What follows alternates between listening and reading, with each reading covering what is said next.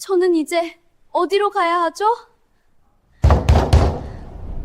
대문을 부술 듯한 사채업자의 고함 소리를 뒤로 한 채 18살 혜원이 울먹였습니다. 가정부 수님이 20년을 모셔온 재벌가가 하룻밤 사이에 몰락해버린 것이었죠.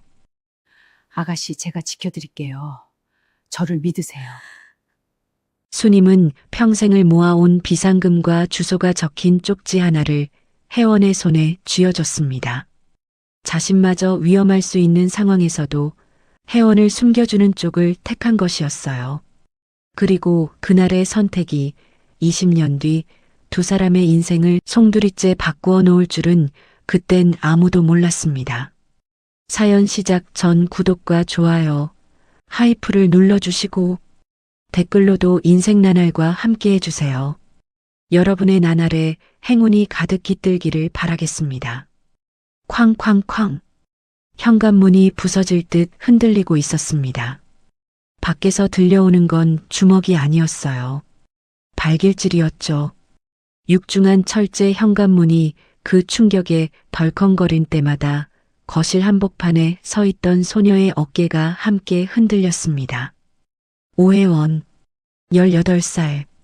성운그룹 오진철 회장의 외동딸이자 전교 1등을 한 번도 놓친 적 없는 수재. 불과 며칠 전까지만 해도 이 나라에서 가장 빛나는 미래를 약속받은 아이였어요. 그런 아이가 지금 교복 치마 끝자락을 부들부들 떨리는 두 손으로 움켜쥔 채 숨도 제대로 쉬지 못하고 서 있었습니다. 거실은 폐허나 다름없었죠. 이탈리아에서 공수해온 소파, 프랑스산 크리스탈 샹들리에 벽면을 가득 채운 그림들, 어제까지 이 집의 격을 말해주던 것들 위에 빨간 딱지가 하나씩 붙어 있었어요. 압류. 그 두 글자가 낙인처럼 찍힐 때마다 혜원의 세계에서 하나씩 무언가가 지워져 나갔습니다. 이 아침 혜원은 학교에 갈 준비를 하고 있었어요. 늘 그랬듯 현관에서 구두끈을 묶으려는데 검은 양복을 입은 사람들이 줄지어 들어왔죠. 수사관들이었습니다. 아버지 오진철 회장이 그 사이에 끼어 고개를 숙인 채 현관을 나섰어요. 양쪽 팔을 잡힌 아버지의 등이 작아 보인 건 처음이었습니다. 평생 누구 앞에서도 고개를 숙이는 법이 없던 아버지가 딸의 눈을 마주치지 못한 채 고개를 돌렸어요. 어머니도 곧이어 끌려나갔습니다. 창백해진 얼굴로 혜원을 한번 돌아봤지만 입술만 달싹였을 뿐 아무 말도 하지 못했죠. 그 입술이 무슨 말을 하려 했던 건지 혜원은 끝내 알아듣지 못했습니다. 부모님이 나가고 집안을 가득 메우던 사람들이 하나둘 사라졌어요. 비서도, 운전기사도, 요리사도 20년을 함께했다던 사람들이 수사관의 차가 대문을 빠져나가기도 전에 짐을 꾸렸습니다. 누구 하나 혜원에게 눈길조차 주지 않았어요. 마치 처음부터 이 집에 온 적이 없었다는 듯 유령처럼 빠져나갔죠. 그렇게 텅 빈 거실에 혜원 혼자 남았습니다. 정확히 말하면 혼자라고 생각했어요. 그리고 지금 그 현관문이 또다시 흔들리고 있었습니다. 이번에는 수사관이 아니었죠. 안에 사람 있는 거 다 알아. 좋은 말로 할 때 문 열지 못해? 남자의 목소리가 문짝을 뚫고 들어왔습니다. 굵고 거친 위협 그 자체인 목소리였어요. 어이, 거기 딸내미. 아빠 빚은 내가 갚아야 할 거 아냐. 사채업자였습니다. 성운그룹이 무너지면서 어둠 속에 숨어있던 빚들이 한꺼번에 터져 나온 거였죠. 아버지가 끌려간 지 채 반나절도 지나지 않아 냄새를 맡고 찾아온 겁니다. 쾅쾅쾅. 문을 차는 소리가 점점 빨라졌어요. 혜원은 다리에 힘이 풀려 바닥에 주저앉을 것 같았습니다. 숨을 들이쉬려 해도 목이 막혀 공기가 들어오지 않았어요. 두 손은 이미 감각을 잃었고 눈앞이 까맣게 흔들렸죠. 아버지가 끌려가던 뒷모습, 어머니가 입만 달싹이던 그 순간이 자꾸만 눈앞에 겹쳐졌습니다. 바로 그때였어요. 따뜻한 손이 혜원의 차가운 손을 덮었습니다. 두툼하고 거칠고 그러나 어떤 손보다도 단단한 손이었죠. 혜원이 고개를 들었을 때 거기 서 있던 사람은 화려한 옷을 입은 누군가가 아니었어요. 낡은 앞치마를 두르고 머리를 수건으로 질끈 묶은 이 집에서 20년을 하루같이 살림을 맡아온 사람이었습니다. 박수님. 혜원이 태어날 때부터 곁에서 밥을 짓고 빨래를 하고 열이 나면 밤새 이마를 짚어주던 사람이었어요. 아까 수사관들이 들이닥쳤을 때도 비서들이 줄줄이 도망칠 때도 이 사람만은 제자리에 있었습니다. 아무도 눈치채지 못했을 뿐이었죠. 수님이 혜원의 손을 꽉 쥐었어요. 그 힘이 어찌나 단단한지 혜원의 떨림이 수님의 손끝까지 전해졌지만 수님은 눈 하나 깜짝하지 않았습니다. 아가씨, 제 손 꽉 잡으세요. 낮지만 떨림 하나 없는 목소리였어요. 밖에서는 사채업자가 문을 걷어차며 고래고래 소리를 질러대고 있었지만 수님의 목소리는 그 소음을 뚫고 혜원의 귀에 또렷하게 박혔습니다. 지금 무너져 내리면 안 됩니다. 정신 똑바로 차리셔야 해요. 혜원이 수님의 얼굴을 올려다봤어요. 눈물이 그렁그렁한 눈으로 입술을 파르르 떨며 겨우 말을 꺼냈습니다. 아주머니, 무서워요. 저는 이제 어디로 가야 하죠? 우리 엄마 아빠는요? 아이의 목소리였습니다.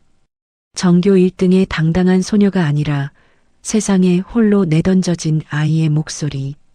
수님은 그 목소리를 듣는 순간 가슴이 칼로 베이는 것 같았지만 이를 악물고 표정을 다잡았어요.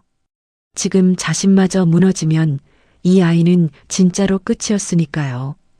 회장님, 부부 사정은 제가 어떻게든 알아볼 테니 아가씨는 일단 여기서 나가셔야 해요. 자, 이거 받으세요. 수님은 앞치마 깊숙한 곳에서 무언가를 꺼냈습니다. 20년간 월급을 받을 때마다 한 푼, 두 푼 모아뒀던 비상금이었어요. 구겨진 지폐 뭉치와 볼펜으로 꾹꾹 눌러 쓴 주소가 적힌 종이 한 장. 수님은 그것을 혜원의 손바닥 위에 올려놓고 혜원의 손가락을 하나하나 접어 꼭 쥐어줬습니다. 여기 제 친정집 주소예요. 전북 장수군 아무도 모르는 시골이에요. 거기 가서 제 어머니 뵙고 숨어 계세요. 제가 곧 따라갈 테니까 가서 따뜻한 밥 먹고 버티셔야 합니다. 수님의 눈이 붉어졌지만 목소리만은 흔들리지 않았어요. 아가씨는 이 집안의 마지막 희망이에요. 아시겠어요? 쾅! 현관문 잠금 장치가 비틀리는 소리가 날카롭게 울렸습니다. 금속이 휘어지는 소리, 나사가 빠지는 소리. 저 문이 버텨줄 시간은 얼마 남지 않았어요. 수님은 혜원의 팔을 잡고 몸을 일으켰습니다. 그리고 거실을 가로질러 주방 안쪽 아무도 눈여겨보지 않았던 작은 뒷문으로 발걸음을 옮겼어요. 뒷문 앞에 선 수님이 손잡이에 손을 얹기 전 먼저 한 일이 있었습니다. 혜원의 얼굴 옆으로 흘러내린 헝클어진 머리카락을 손가락으로 조심스레 넘겨준 거였어요. 마치 아이를 학교에 보내기 전 머리를 매만져주듯 그 난리통에서도 수님의 손길은 정성스러웠습니다. 그 작은 손짓에 혜원의 눈에서 참았던 눈물이 한 줄기 흘러내렸어요. 아가씨, 뒤도 돌아보지 말고 뛰세요. 역까지 가서 무조건 제일 먼 곳으로 가는 기차를 타셔야 해요. 아시겠지요? 혜원이 고개를 끄덕이다 말고 수님의 소매를 붙잡았습니다. 아주머니는요? 저 사람들 거칠어 보이는데 아주머니 혼자 두면. 혜원의 목소리가 다시 떨리기 시작했어요.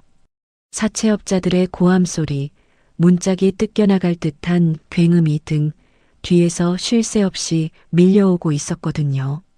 자기 하나 살겠다고 이 사람을 두고 간다는 게 18살 아이에게는 견딜 수 없는 무게였습니다. 그때 수님이 웃었어요. 입꼬리가 가늘게 올라갔지만 눈가에는 주름 사이로 물기가 번지고 있었습니다. 우는 건지 웃는 건지 분간이 안 되는 얼굴이었죠. 그래도 수님은 웃으려 애썼어요. 이 아이 앞에서 약한 모습을 보이면 안 된다는 걸 알았으니까요. 20년 넘게 이 집 살림 맡아온 박수님이에요. 저 사람들, 저 같은 아줌마한테는 함부로 못해요. 사실 그건 거짓말이었습니다. 밖에 있는 자들이 어떤 자들인지 수님도 모르지 않았어요. 하지만 그 순간 수님에게 중요한 건 단 하나, 이 아이를 이 집에서 무사히 내보내는 것뿐이었습니다. 어서 가세요. 얼른요. 수님이 혜원의 등을 밀었습니다. 두 손으로 아이의 작은 등을 밀어내는 그 힘에 20년간 이 아이를 지켜온 모든 마음이 실려 있었죠. 혜원이 뒷문을 빠져나갔습니다. 뒤돌아보지 말라고 했지만 혜원은 한 번 뒤를 돌아봤어요. 문틈 사이로 보인 수님의 얼굴은 아까와는 달리 더 이상 웃고 있지 않았습니다. 수님이 뒷문을 닫았어요. 빗장을 걸고 자물쇠까지 채웠습니다. 그리고 귀를 문에 바짝 대고 혜원의 발소리를 들었죠. 작고 급한 발소리가 타닥타닥 멀어져 갔습니다. 점점 작아지다가 마침내 아무것도 들리지 않게 됐어요. 그제야 수님은 문에 기대어 가슴을 쓸어내렸습니다. 두 다리가 후들후들 떨리고 있었어요. 아까 혜원 앞에서는 꿋꿋했지만 사실 수님도 무서웠습니다. 하지만 무서움보다 더 큰 게 있었죠. 저 아이가 무사히 이 집을 빠져나갔다는 안도. 그것 하나가 수님의 다리를 다시 일으켜 세웠습니다. 수님은 앞치마 끈을 고쳐매고 헝클어진 머리카락을 귀 뒤로 넘기며 천천히 거실을 향해 걸어 나갔습니다. 등은 곧게 펴고 턱은 살짝 치켜들었죠. 마지막까지 그 자리를 지키려는 것처럼요. 거실로 향하는 수님의 발소리가 텅 빈 복도에 울려 퍼졌습니다. 그 발소리는 느리지도 빠르지도 않았어요. 다만 단단했습니다. 현관문 너머에서 금속이 찢어지는 소리가 점점 가까워지고 있었고 수님은 소파 앞에 멈춰서서 그 소리를 정면으로 마주했습니다. 혜원을 보낸 뒷문을 등 뒤에 두고 박수님은 서 있었습니다. 쾅! 마침내 현관문이 떨어져 나갔습니다.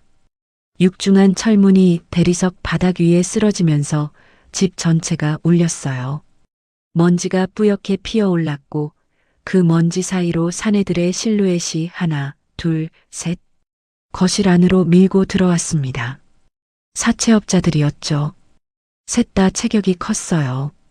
앞장선 사내는 검은 가죽 재킷을 걸치고 있었고 그 뒤를 따르는 둘은 한 손에 쇠파이프를 들고 있었죠. 그들은 문이 떨어진 현관을 아무렇지 않게 넘어서더니 구두를 신은 채로 거실에 발을 들였습니다. 압류 딱지가 붙은 소파를 발로 밀치고 테이블 위의 장식품을 바닥에 쓸어 떨어뜨리며 집 안을 둘러봤어요. 리더격인 사내가 거실 한가운데에서 발을 멈추었습니다. 그리고 소파 앞에 미동도 없이 서 있는 수님을 발견했죠. 사내의 눈이 가늘어졌어요. 위아래로 수님을 훑어보는 시선에는 비웃음이 묻어 있었습니다. 낡은 앞치마를 두른 중년 여자 하나. 사내에게 수님은 아무런 위협도 되지 않는 존재였겠죠. 뭐야, 이 아줌마는? 사내가 턱짓을 하며 다가왔습니다. 구두굽이 대리석 바닥에 부딪히는 소리가 또각또각 울렸어요. 수님과의 거리가 좁혀질수록 사내의 목소리는 더 굵어졌습니다. 딸내미 어디 숨겼어? 오혜원이 어디 있냐고. 그 이름이 거실을 가득 채웠어요. 오혜원. 방금 전에 뒷문으로 빠져나간 아이의 이름. 수님의 심장이 쿵 하고 내려앉았지만 얼굴에는 아무런 변화도 내비치지 않았습니다. 대신 등을 조금 더 뒤로 젖혀 혜원이 빠져나간 뒷문 쪽을 자연스럽게 가렸어요. 그리고 사내들을 똑바로 응시했습니다. 차가운 눈이었어요. 두려움이 아니라 오히려 사내들을 깔아보는 듯한 서슬이 그 눈에 서려 있었죠. 사내가 수님의 태도에 기분이 상했는지 소파 옆에 놓인 도자기 화병을 발로 걷어찼습니다.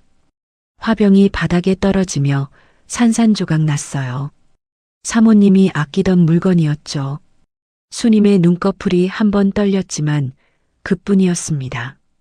리더 사내가 수님 바로 앞까지 다가왔습니다. 코끝이 닿을 만큼 가까운 거리에서 얼굴을 들이밀더니 입꼬리를 비틀며 말했어요. 당신 여기서 평생 일했다며? 그럼 어디로 갔는지 모를 리가 없잖아. 수님의 눈을 빤히 들여다보며 말을 이었습니다. 좋게 말할 때 불어요. 당신이 숨겨져 봤자 그의 인생 안 바뀌어. 어디로 보냈어? 사내의 침이 수님의 뺨에 튀었어요. 수님은 침을 닦지도 않았습니다. 고개를 살짝 들어 사내의 눈을 정면으로 마주한 채 목소리 하나 떨지 않고 입을 열었어요. 부모 잡혀가는 꼴 보고 겁에 질려 도망간 아이를 제가 무슨 수로 찾겠습니까?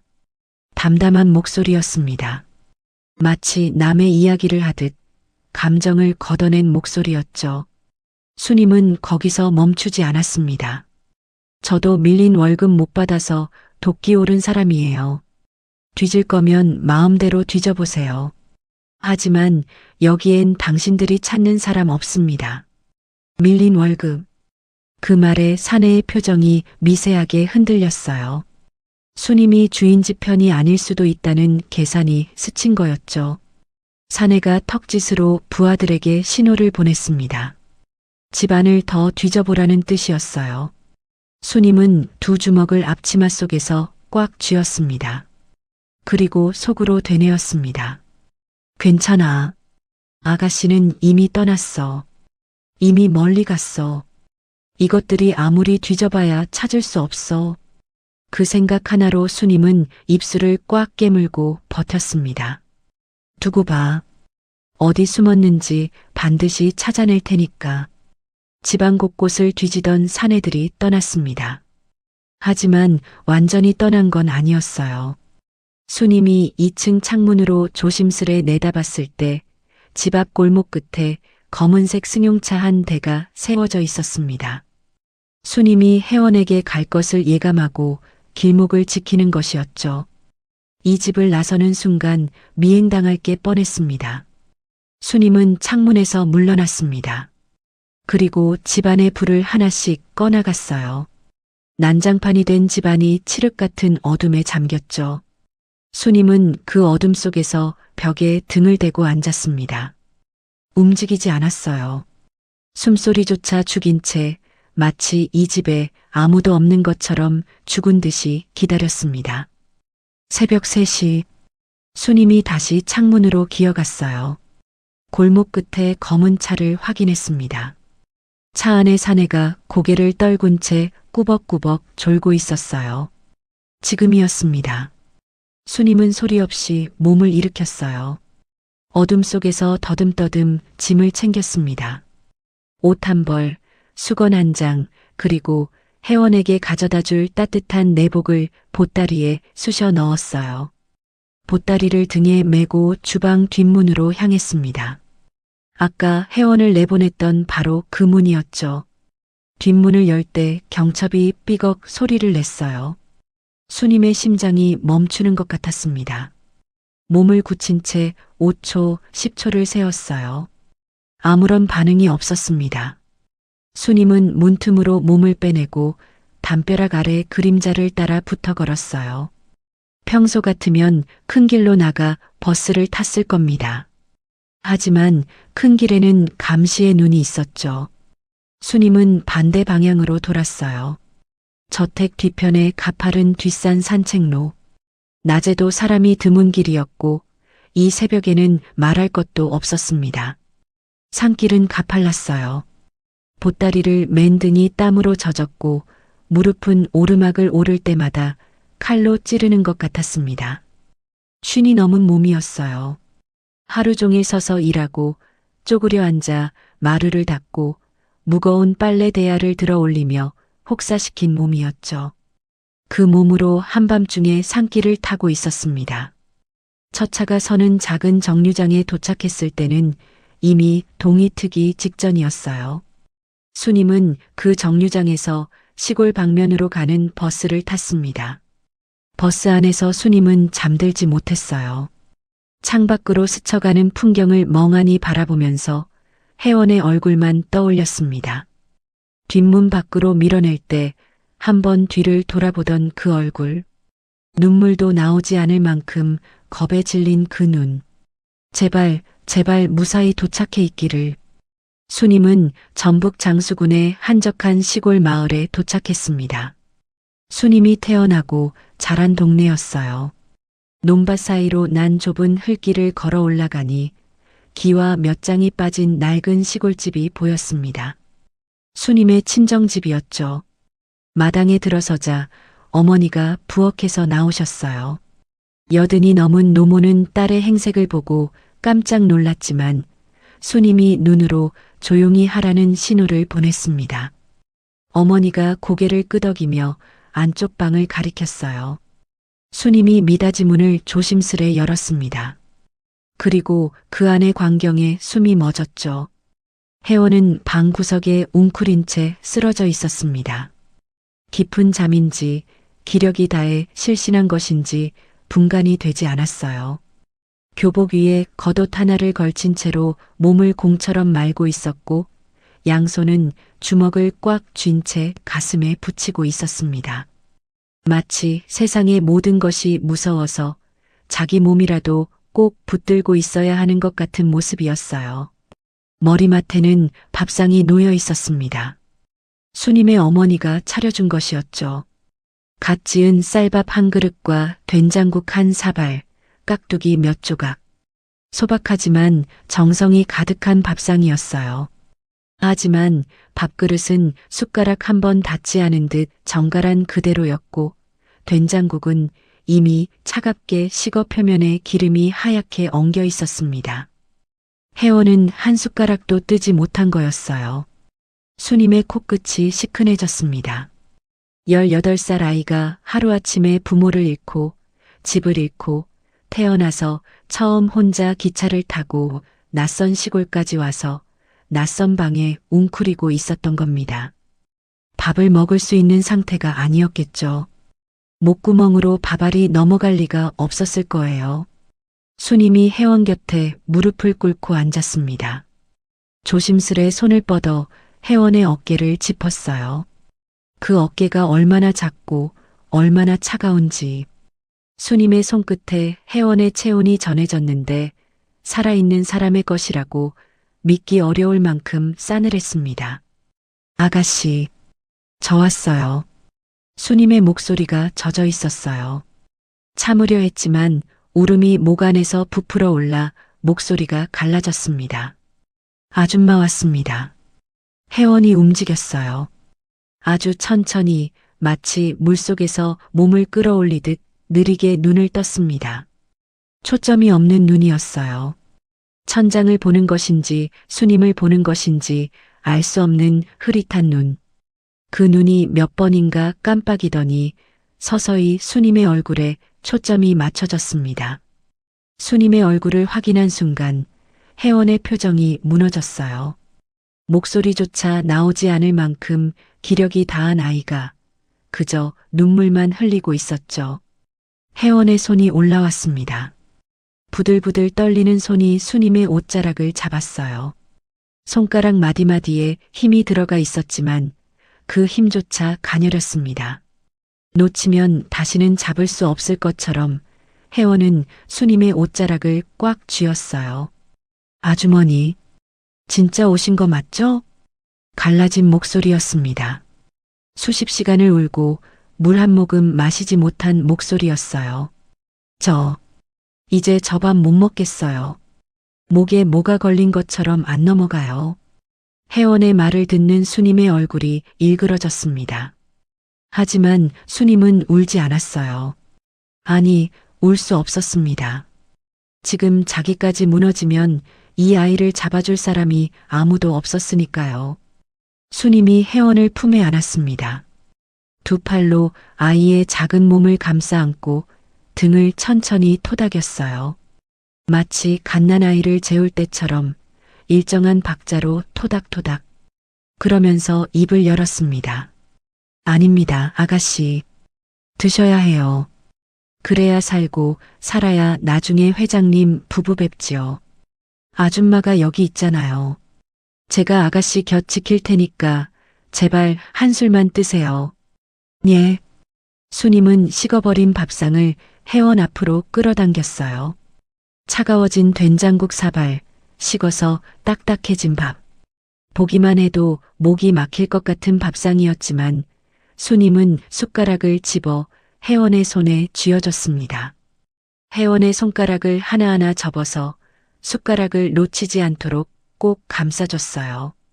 혜원이 떨리는 손으로 숟가락을 밥그릇에 가져갔습니다. 밥 한 술을 뜨는데 한참이 걸렸어요. 숟가락이 입 앞에서 멈칫거렸고 혜원의 눈에서 다시 눈물이 뚝 떨어져 밥 위에 떨어졌습니다. 눈물이 섞인 밥을 입에 넣고 혜원은 오래오래 씹었어요. 삼키지 못하고 씹기만 했습니다. 목이 막혀서 삼키려 해도 넘어가지 않는 거였죠. 정말 겨우 한 술을 삼켰을 때 혜원의 어깨가 크게 한번 들썩였어요. 수님은 그 모습을 지켜보며 고개를 돌렸습니다. 창밖을 바라봤어요. 아직 어둠이 채 거치지 않은 시골 마을의 하늘. 그 하늘 아래서 수님의 눈에도 물기가 번졌지만 끝내 눈물을 떨어뜨리지는 않았습니다. 이 아이를 지켜야 했어요. 무슨 일이 있어도 이게 끝이 아니라는 걸 수님은 알고 있었습니다. 수님이 도착하고 며칠이 지났습니다. 혜원은 밥을 먹기 시작했어요. 겨우겨우 목구멍으로 밀어넣는 수준이었지만 그래도 숟가락을 드는 것만으로 수님은 감사했습니다. 혜원의 볼에 아주 조금이나마 핏기가 돌기 시작했고 눈 밑에 시커먼 그늘도 옅어지는 것 같았어요. 그날 오후 혜원은 툇마루에 앉아 멍하니 마당을 바라보고 있었습니다. 무릎을 세우고 턱을 괜 채 아무것도 보지 않는 눈으로 마당 한편의 감나무를 응시했어요. 바람이 불면 나뭇잎이 흔들리고 그 흔들림에 맞춰 혜원의 머리카락도 살짝 날렸지만 혜원은 아무런 반응이 없었습니다. 그저 앉아 있었어요. 숨을 쉬고 있다는 것만이 살아있다는 유일한 증거였죠. 마당 한쪽에서는 수님이 빨래를 널고 있었습니다. 혜원이 입고 온 교복이었어요. 하얀 블라우스와 체크무늬 치마. 서울에서 도망칠 때 입고 있던 그 옷을 수님이 손빨래로 정성스레 주물러 빤 거였죠.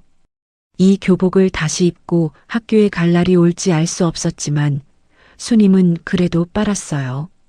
아이의 옷이 깨끗해야 마음이라도 조금은 나을 것 같아서였습니다.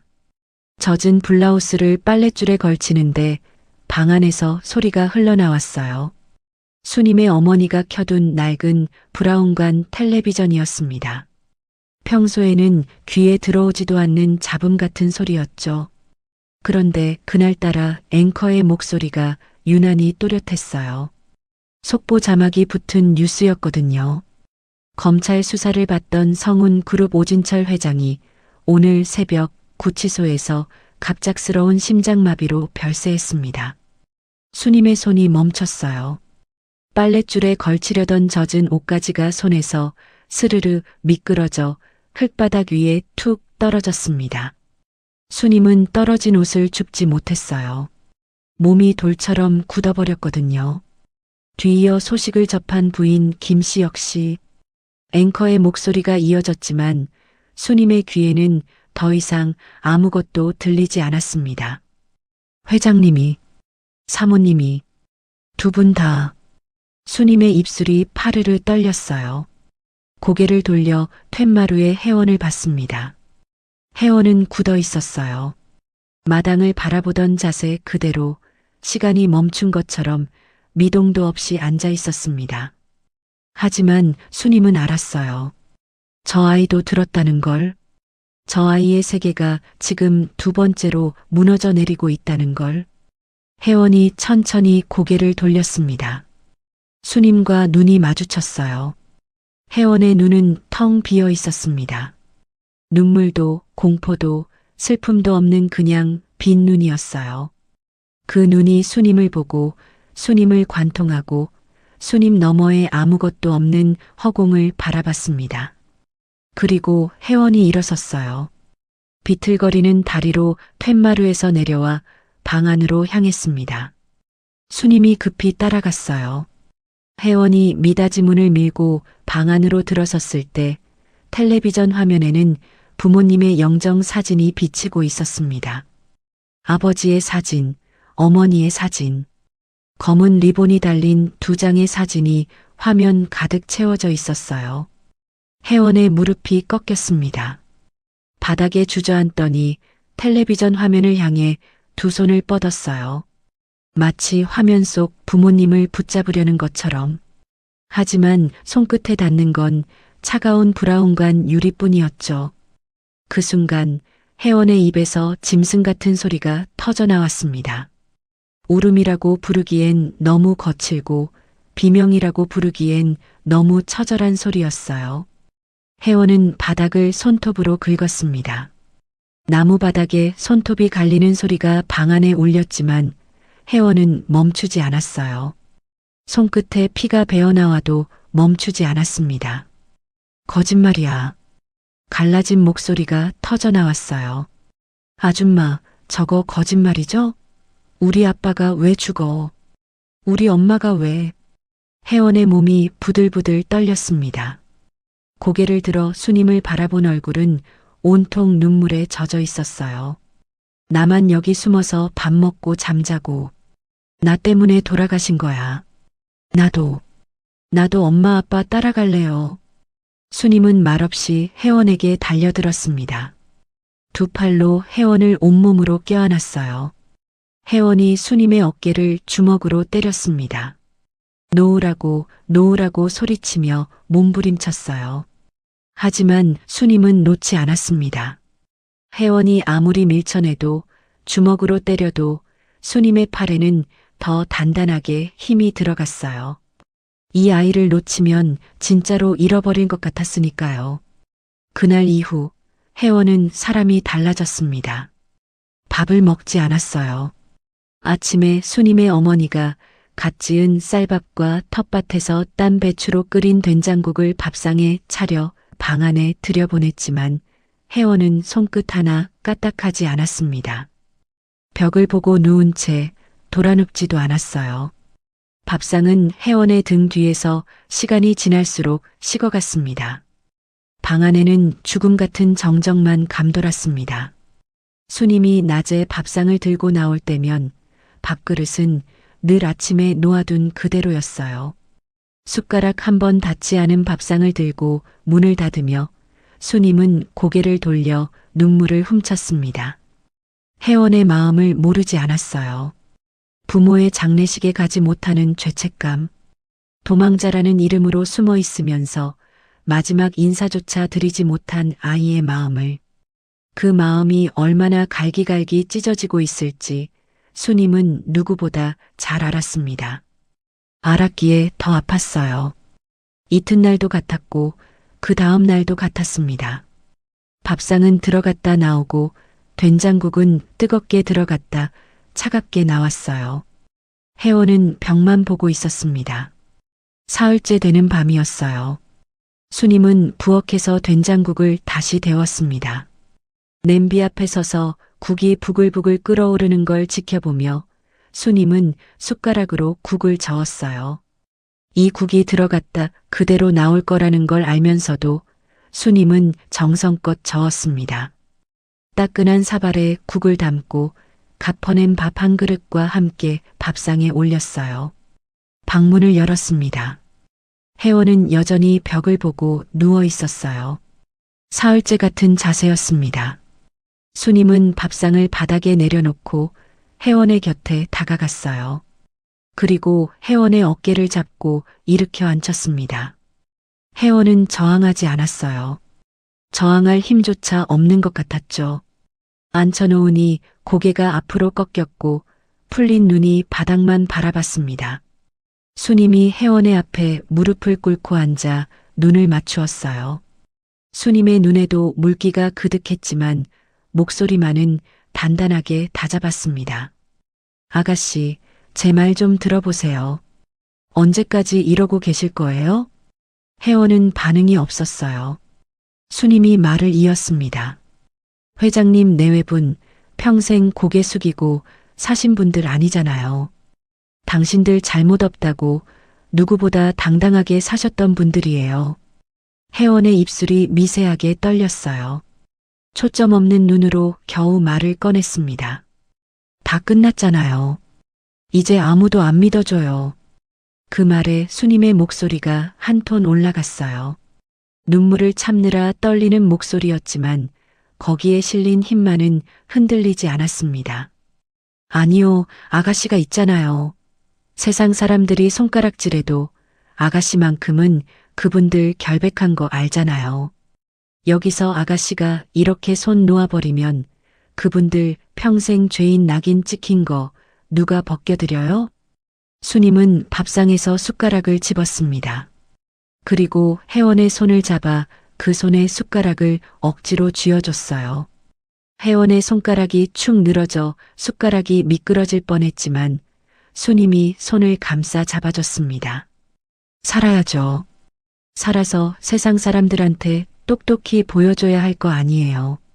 우리 회장님, 사모님이 어떤 분들이었는지 아가씨가 증명해야죠.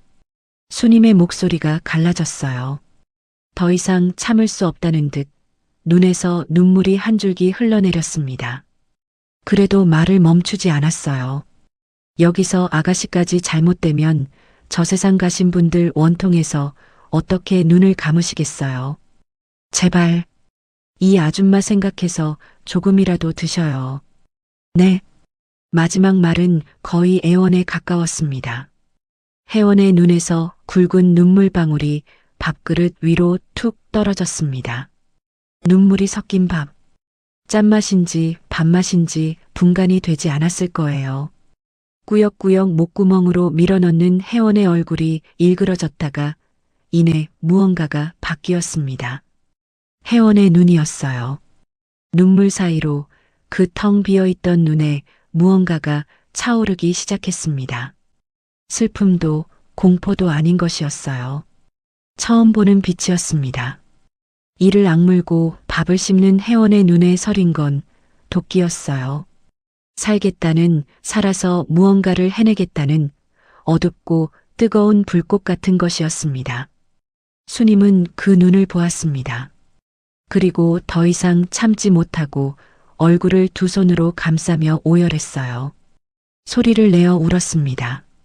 사흘 동안 혜원 앞에서 한 번도 울지 않았던 수님이 마침내 무너져 내렸습니다. 낡은 시골집 작은 방 안에 두 사람의 흐느낌이 가득 찼어요. 김이 모락모락 나는 된장국 사발이 두 사람 사이에 놓여 있었고 그 위로 눈물이 떨어져 물결을 일으켰습니다. 시골집에서의 생활이 몇 주째 이어지고 있었습니다. 혜원의 얼굴에 핏기가 돌아왔어요. 하지만 혜원의 마음속에는 밥을 먹는 것만으로는 채울 수 없는 빈자리가 있었습니다. 매일 아침 7시쯤이면 마을 어귀로 아이들이 지나가는 소리가 들려왔어요. 교복을 입고 가방을 맨 아이들이 제잘거리며 걸어가는 소리. 그 소리가 들릴 때마다 혜원은 하던 일을 멈추고 대문 밖을 서성였습니다. 전교 1등을 놓친 적 없는 수재였어요. 수학 경시대회에서 상을 타고 영어 원서를 술술 읽던 아이였죠.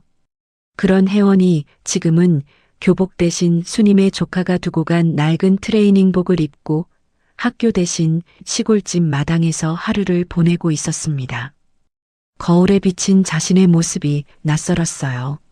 서울에서 학교에 다니던 오혜원과 지금 여기 서 있는 사람이 같은 사람이라는 게 믿기지 않았죠. 어느 날 아침 혜원이 툇마루에 앉아 교복 아이들의 웃음소리를 듣다가 수님에게 조심스레 입을 열었습니다. 아주머니, 저 그냥 근처 학교라도 다니면 안 될까요? 공부도 계속해야 하고 검정고시보다는 학교에 가는 게 나을 것 같아서요. 마당에서 나무를 다듬던 수님의 손이 멈칫했어요. 그리고 혜원을 바라봤습니다. 혜원의 눈에 간절함이 담겨 있었어요. 공부가 하고 싶다는 말이 아니었습니다. 평범한 아이로 돌아가고 싶다는 말이었죠. 수님은 잠시 입을 다물었어요. 혜원에게 해야 할 말이 무엇인지 알았지만 그 말이 이 아이를 얼마나 아프게 할지도 알았거든요. 하지만 수님은 말해야 했습니다. 아가씨, 마음은 알지만 지금은 안 돼요. 학교에 전학수속 밟으면 바로 기록이 남아요. 그럼 그 무서운 사람들이 여기까지 들이닥치는 건 시간 문제고요. 수님이 나물 바구니를 내려놓고 혜원 곁에 앉았어요. 목소리를 낮추며 말을 이었습니다. 지금은 아가씨가 죽은 듯이 지내는 게 사는 길이에요. 죽은 듯이 지내는 게 사는 길이라니. 혜원은 힘없이 고개를 떨궜습니다. 이름을 숨기고 학교도 가지 못하고 아무도 만나지 못하는 삶. 화려한 미래를 꿈꾸던 재벌가의 외동딸에게 이 생활은 창살 없는 감옥이나 다름없었어요. 하지만 혜원이 무너져 있을 수만은 없었던 건 수님 때문이었습니다. 수님은 혜원이 공부에만 전념할 수 있도록 새벽부터 집을 나섰어요. 동이 트기도 전에 이웃집 밭에 나가 잡초를 뽑고 고추를 따고 감자를 캤습니다. 해가 중천에 뜨면 읍내 식당으로 달려가 점심시간 설거지를 했어요. 기름때가 잔뜩 낀 냄비를 수세미로 벅벅 닦고 국물이 튀어 얼굴에 묻어도 닦을 겨를 없이 가릇을 쌓아 올렸죠. 해가 지면 마을 회관으로 가서 대걸레를 밀고 화장실 변기를 닦고 창문을 훔쳤습니다. 하루에 3군데를 뛰어다니며 닥치는 대로 일했어요. 혜원은 그런 수님의 일과를 다 알지 못했습니다. 수님이 일부러 말하지 않았거든요. 아침에 나갈 때도 좀 나갔다 올게요. 한마디만 남기고 밤에 돌아올 때도 오늘 장 좀 봤어요. 하며 웃어 보였으니까요. 그런데 어느 날 밤이었어요. 공부를 하다 잠든 혜원이 목이 말라 깨어났습니다. 물을 마시려고 부엌으로 나가는데 부엌 한쪽에 불이 켜져 있었어요. 희미한 전구 불빛 아래 자기 몸보다 큰 대야를 앞에 놓고 빨래를 하고 있는 사람이 보였습니다. 수님이었어요. 쪼그려 앉아 빨래를 비벼 빨고 있는 수님의 모습. 퉁퉁 부어오른 손마디가 보였습니다. 하루 종일 서서 일하고 쪼그려 앉아 일하고 뛰어다니며 일한 흔적이 수님의 몸 곳곳에 새겨져 있었어요. 혜원은 부엌 문 앞에서 발을 뗄 수 없었습니다. 가슴 안에서 뜨거운 것이 울컥 치밀어 올랐어요. 눈물이 아니었습니다. 그보다 훨씬 뜨겁고 훨씬 아픈 것이었죠. 나 때문에 나 하나 살리겠다고 아주머니가 저렇게 망가지고 계셔. 내가 지금 울고 있을 때가 아니야. 혜원은 소리 없이 방으로 돌아왔습니다. 그리고 책상 앞에 다시 앉았어요. 그 밤 혜원은 날이 셀 때까지 펜을 놓지 않았습니다. 하지만 공부를 하려면 교재가 필요했어요. 검정고시를 준비하려면 문제집이 있어야 했고 혼자 공부하려면 인터넷 강의도 들어야 했습니다. 그 모든 것에는 돈이 필요했죠. 수님이 하루 종일 일해서 버는 돈은 새새끼니를 해결하기에도 빠듯했어요.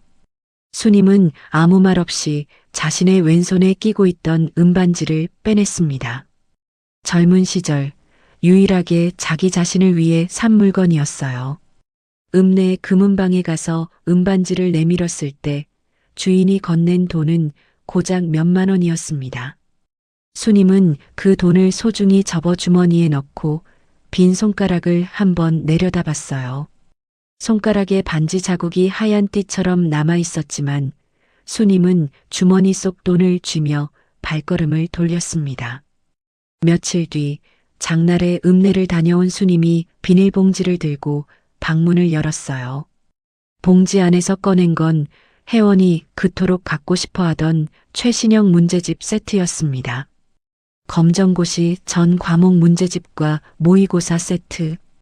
혜원이 놀란 눈으로 수님을 바라봤어요. 아가씨, 돈 걱정은 마시고 공부만 하세요. 제가 몸은 좀 고되어도 아가씨 책장 넘기는 소리 들으면 밥 안 먹어도 배가 불러요. 수님이 혜원의 머리를 한번 쓸어넘기며 말을 이었습니다. 아가씨 부모님께 제 스스로 약속했거든요. 아가씨만큼은 반드시 훌륭하게 키워내겠다고요. 그날부터 혜원의 눈빛이 달라졌습니다. 낡은 스탠드 불빛 아래에서 밤이 새도록 문제를 풀었어요. 손가락에 펜 굳은 살이 잡히고 눈이 충혈될 때까지 책을 놓지 않았어요. 사채업자들에 대한 공포도, 부모님을 잃은 슬픔도, 이 시골집의 답답함도, 그 모든 감정이 이제는 하나의 도끼로 변해 혜원을 밤새 책상 앞에 붙들어 놓았습니다. 반드시 성공해서 아주머니의 눈물을 닦아주겠다는 그 하나의 다짐이었어요. 어느 날 밤이었습니다. 수님이 평소보다 늦게 돌아왔어요. 현관에 들어서는 수님의 걸음이 이상했습니다. 한쪽 다리를 끌며 절뚝거렸어요. 마을 회관 계단에서 미끄러졌는지 아니면 밭일을 하다 다쳤는지. 수님은 아무 말도 하지 않았지만 얼굴에 피로가 두껍게 내려앉아 있었습니다. 혜원이 공부를 멈추고 달려나갔어요. 아주머니의 짐을 받아들고 부엌으로 뛰어가 대야에 따뜻한 물을 받아왔습니다. 그리고 수님 앞에 대야를 놓고 무릎을 꿇었어요. 수님의 신발을 벗기려는 거였습니다. 수님이 깜짝 놀라 손을 내저었어요. 어머 아가씨, 이게 무슨... 제가 할게요. 어서 들어가 공부하세요. 혜원이 수님의 손을 꽉 잡았습니다. 수님의 거친 손이었어요. 손등에 피부가 갈라져 있었고 손톱 밑에는 흙이 끼어 있었습니다. 혜원은 그 손을 내려다보며 입을 열었어요. 아주머니, 저 이제 아가씨 아니에요. 그냥 혜원이에요. 수님이 말없이 혜원을 바라봤습니다. 아주머니가 저 살리겠다고 손발 다 트도록 일하시는데 제가 어떻게 모른 척해요. 혜원의 눈에 물기가 차올랐지만 이번에는 울지 않았어요. 대신 수님의 눈을 똑바로 바라보며 말했습니다. 저요, 진짜 독하게 공부할 거예요. 그래서 나중에 성공해서 아주머니 평생 편하게 모실 거예요. 그러니까 제발 아프지 마세요. 수님의 눈에서 눈물이 터져 나왔습니다. 참으려 했지만 혜원의 그 한마디가 수님이 쌓아 올린 벽을 한순간에 무너뜨린 거였어요. 수님이 혜원을 품에 안았습니다. 좁고 낡은 방 안에서 부엌의 희미한 불빛이 두 사람의 그림자를 벽 위에 길게 드리웠어요. 그 그림자가 하나로 겹쳐졌습니다. 그렇게 1년이 넘는 시간이 흘렀습니다. 혜원은 독했어요. 잠을 줄이고 밥 먹는 시간을 줄이고 하루의 모든 시간을 책상 앞에 쏟아부었습니다. 검정고시를 수석으로 통과했고 곧바로 수능 준비에 들어갔어요. 전교 1등이던 머리는 녹슬지 않았습니다. 오히려 절박함이 더해지니 이전보다 더 날카로워졌죠. 수님이 새벽에 일하러 나가면 혜원은 이미 책상 앞에 앉아 있었고 수님이 밤늦게 돌아오면 혜원은 아직도 책상 앞에 앉아 있었습니다. 그리고 어느 날 마을 어귀에서 우체부의 오토바이 소리가 경쾌하게 울렸어요. 수님은 밭에서 고구마를 캐고 있다가 그 소리를 듣고 흙 묻은 손을 앞치마에 대충 닦으며 달려왔습니다. 우체부가 건넨 것은 하얀 봉투 하나였어요. 겉면에 찍힌 대학교 이름을 본 순간 수님의 손이 부들부들 떨리기 시작했습니다. 봉투를 뜯었어요. 안에서 나온 것은 합격 통지서였습니다. 서울 명문의대. 혜원이 그 독한 세월을 이를 악물고 견디며 얻어낸 기적 같은 결과였어요. 수님의 무릎이 풀렸습니다. 밭두렁에 주저앉아 통지서를 가슴에 안고 하늘을 올려다봤어요. 눈물이 주르륵 흘러내렸지만 입가에는 웃음이 걸려 있었습니다. 울면서 웃는 얼굴이었어요. 합격이다. 아가씨, 드디어 해내셨어요. 수님의 목소리가 반 너머로 퍼져나갔습니다. 회장님, 사모님, 보고 계십니까? 우리 아가씨가 해내셨어요. 혜원이 달려왔어요. 밭사이 좁은 길을 뛰어오는 혜원의 얼굴에도 눈물이 흐르고 있었습니다. 수님이 통지서를 혜원에게 내밀었고 혜원은 떨리는 손으로 그것을 받아들었어요. 합격. 그 두 글자를 몇 번이고 읽었습니다. 진짜였어요. 꿈이 아니었습니다. 하지만 혜원의 눈이 합격 안내문 뒤쪽에 멈춘 순간 표정이 바뀌었어요. 등록금 납부 고지서였습니다. 거기 적힌 숫자는 수님이 1년을 일해도 모을 수 없는 금액이었죠. 의대 등록금은 다른 학과의 몇 배에 달했고 기숙사비와 교재비, 실습비까지 합하면 눈앞이 캄캄해지는 액수였습니다. 혜원은 통지서를 접어 주머니에 넣으며 억지로 웃었어요. 수님에게 걱정을 주고 싶지 않았거든요. 하지만 그날 밤 혜원은 잠을 이루지 못했습니다. 한밤중에 목이 말라 물을 마시러 일어났을 때였어요. 마당에서 낮은 목소리가 들려왔습니다. 수님의 목소리였죠. 혜원은 발소리를 죽이고 부엌 문 뒤에서 귀를 기울였어요. 수님이 이웃집 남자와 이야기를 나누고 있었습니다. 목소리가 떨리고 있었지만 말의 내용은 단호했어요. 이 집이랑 저 밑에 작은 밭대기 말일세. 이거 넘기면 그 등록금이라는 거 만들 수 있겠나? 이웃집 남자가 뭐라 대답했지만 혜원의 귀에는 수님의 다음 말만 들렸습니다. 우리 아가씨 앞길 열어줄 수만 있다면 난 길바닥에 나 앉아도 상관없네. 제발 좀 알아봐주게. 혜원은 입을 두 손으로 틀어막았어요. 소리가 새어나올 것 같았거든요. 눈물이 손등 위로 줄줄 흘러내렸습니다. 이 집은 수님의 친정집이었어요.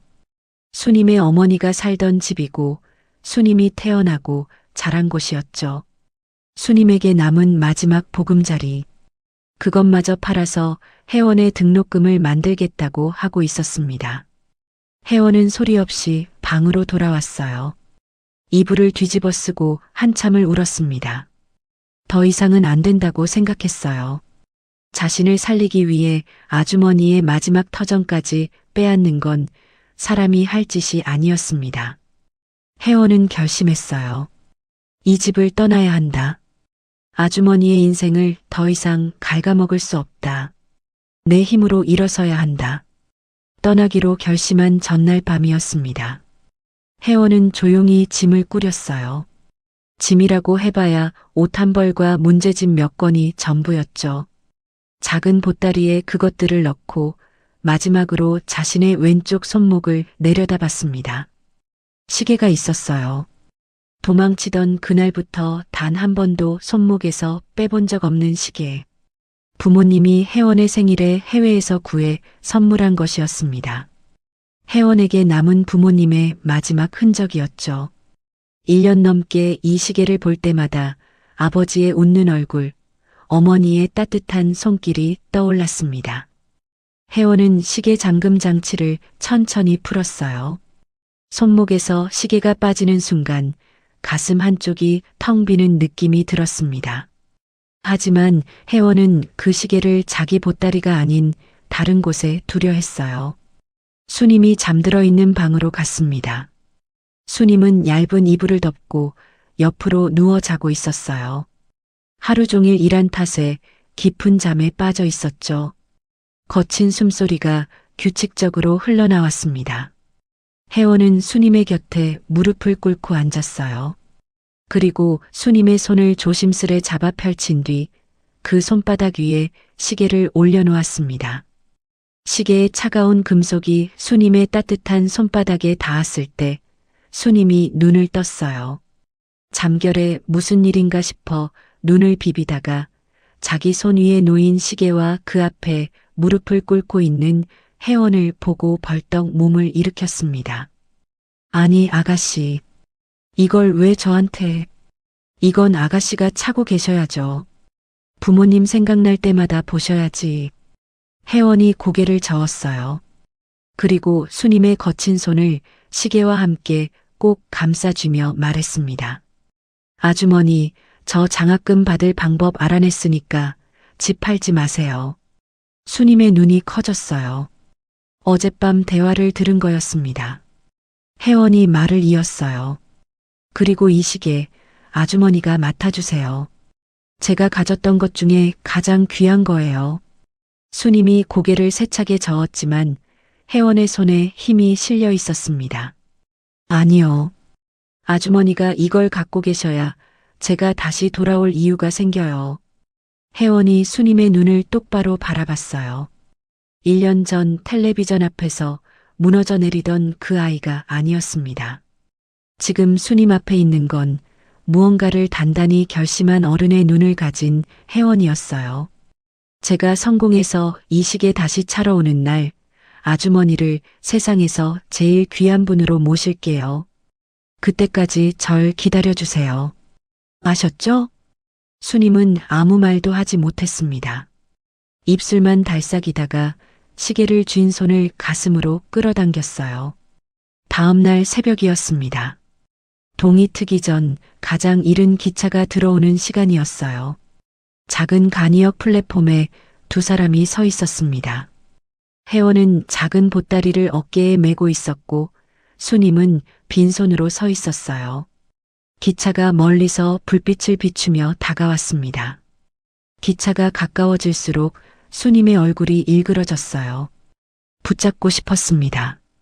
가지 말라고, 여기 있으라고 소리치고 싶었어요. 하지만 그러면 안 된다는 걸 알았습니다.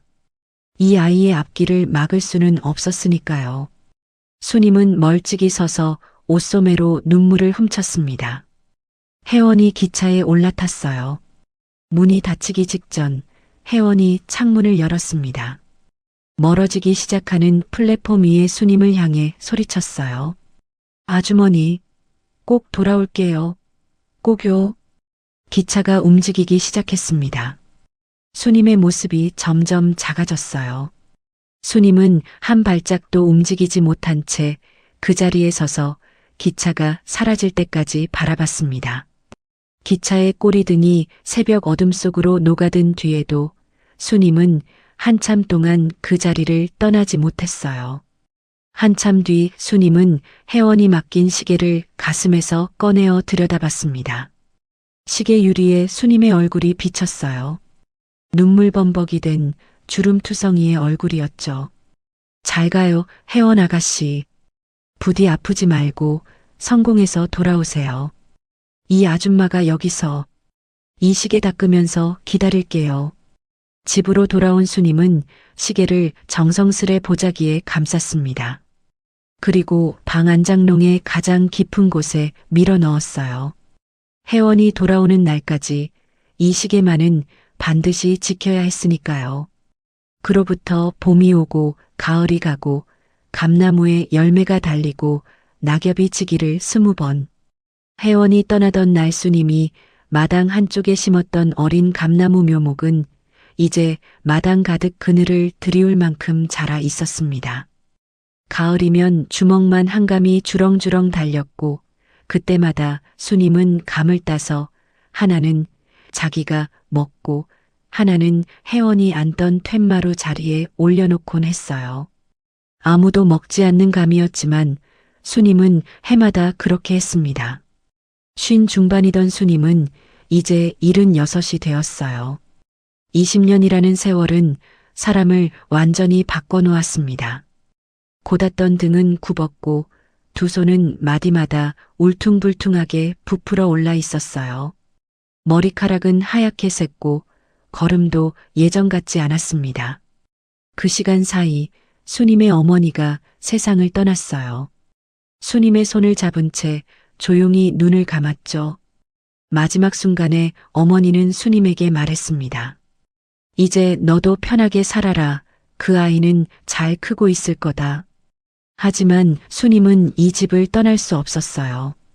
혜원이 돌아올 때 길을 잃지 않도록 이 낡은 시골집을 지키고 있어야 했으니까요. 어머니를 보내고 홀로 남은 수님의 하루는 단순했습니다. 새벽에 일어나 이웃집 밭일을 돕고 낮에는 읍내에서 허드렛 일을 하고 저녁에 돌아와 혼밥을 먹고 장롱 속 시계 보따리를 한번 매만진 뒤 잠자리에 들었어요. 그 단순한 하루가 7,000번 넘게 반복된 거였죠. 하지만 세월은 무정했습니다. 몸을 아끼지 않고 일한 대가가 서서히 찾아왔어요. 숨소리가 거칠어지기 시작한 건 두어 해 전부터였습니다. 처음에는 밭에서 일하다 숨이 차는 정도였어요. 나이 탓이려니 했죠. 그런데 점점 심해졌습니다. 계단을 오를 때, 빨래를 넣을 때, 심지어 밥을 먹다가도 가슴이 쥐어짜이듯 아팠어요. 밤이면 통증 때문에 잠을 설쳤고 새벽에 식은 땀에 젖어 깨는 날이 잦아졌습니다. 마을 보건소 소장이 수님의 상태를 눈여겨보고 있었어요. 10년 넘게 이 마을에서 수님을 봐온 사람이었죠. 어느 날 보건소에 들른 수님의 얼굴빛이 심상치 않아 검사를 했는데 결과가 좋지 않았습니다. 소장이 심각한 얼굴로 수님의 손을 잡았어요. 수님 할머니, 이 소견서 들고 당장 서울 큰 병원으로 가보세요. 심장이 많이 안 좋아요. 수술만 하면 사시는데 시골에서 버틸 일이 아니에요. 수님은 소견서를 받아들고 한참을 내려다봤습니다. 깨알 같은 글씨가 빼곡히 적힌 종이. 무슨 말인지 반도 이해할 수 없었지만 소장의 표정만 봐도 심각하다는 건 알 수 있었어요. 아이고, 소장님. 이 늙은이가 서울까지 가서 무슨 수술을 해요. 돈도 없거니와 나 죽으면 우리 아가씨 올 때 누가 문 열어주라고요. 수님은 소견서를 접어 주머니에 넣고 보건소를 나왔습니다. 걸음이 느렸어요. 보건소 계단을 내려오는데 가슴이 또 아려왔지만 수님은 이를 악물고 집으로 향했습니다. 그날 밤이었어요. 수님이 잠자리에 누웠는데 갑자기 가슴이 터질 듯이 아팠습니다. 숨을 들이쉬려 해도 공기가 들어오지 않았죠. 몸을 뒤척이다가 입에서 뜨거운 것이 치밀어 올랐습니다. 베개에 피가 묻었어요. 수님은 어둠 속에서 베개의 핏자국을 손으로 더듬으며 공포에 질렸습니다. 숨이 턱 밑까지 차올랐어요. 천장을 바라보며 수님은 생각했습니다. 이렇게 죽는 건가? 이 시골집 방바닥에서 혼자 죽는 건가? 아가씨 얼굴도 못 보고 회장님 묘소에 술 한 잔도 못 올렸는데 이대로는 못 죽어. 나는 살아야 해. 수님은 힘겹게 몸을 일으켰습니다. 벽을 짚고 장롱 앞으로 기어가듯 다가갔어요. 떨리는 손으로 장롱 문을 열었습니다.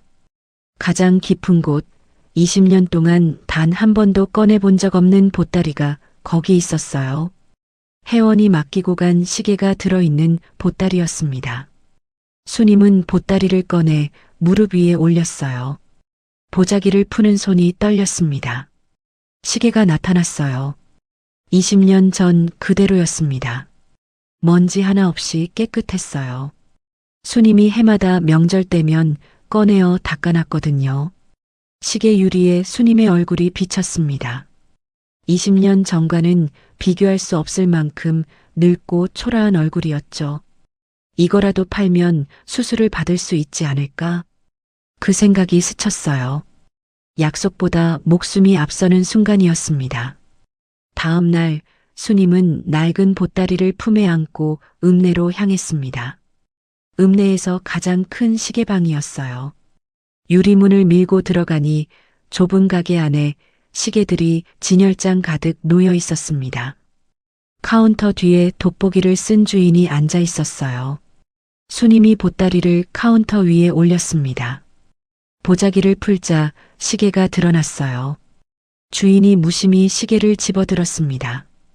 돋보기로 뒷면을 살피고 뚜껑을 열어 무브먼트를 확인하더니 갑자기 안경을 벗었어요. 다시 썼습니다. 그리고 손이 덜덜 떨리기 시작했어요.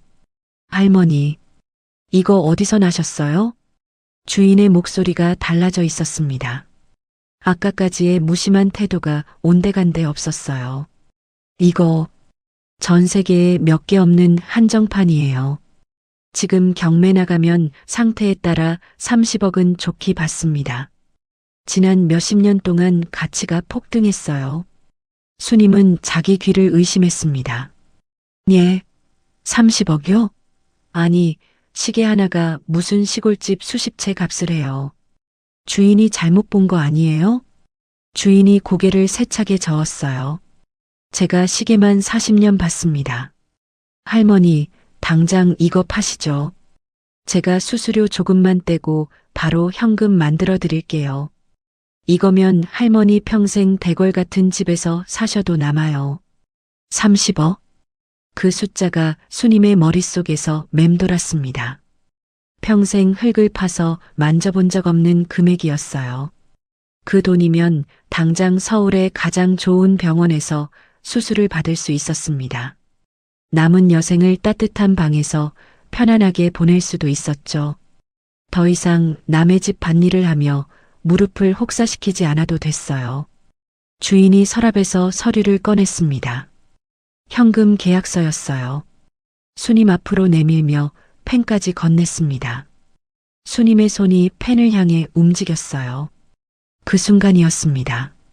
시계 유리에 비친 자신의 얼굴이 눈에 들어왔어요.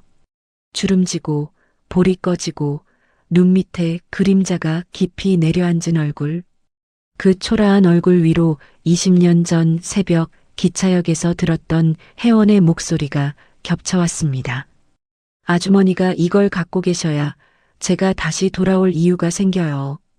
제가 성공해서 이 시계 다시 차러 오는 날 아주머니를 세상에서 제일 귀한 분으로 모실게요. 그때까지 절 기다려주세요. 아셨죠? 수님의 손이 멈췄습니다. 펜을 잡으려던 손이 방향을 바꿔 시계를 집었어요. 떨리는 손으로 시계를 다시 보자기에 싸기 시작했습니다. 주인이 놀라 의자에서 일어났어요. 할머니, 왜 그러세요? 수술비 필요하시다면서요. 수님은 보따리 매듭을 짓는 손을 멈추지 않았습니다. 눈에 물기가 차올랐지만 목소리만은 단단했어요. 아니요. 못 팔겠소.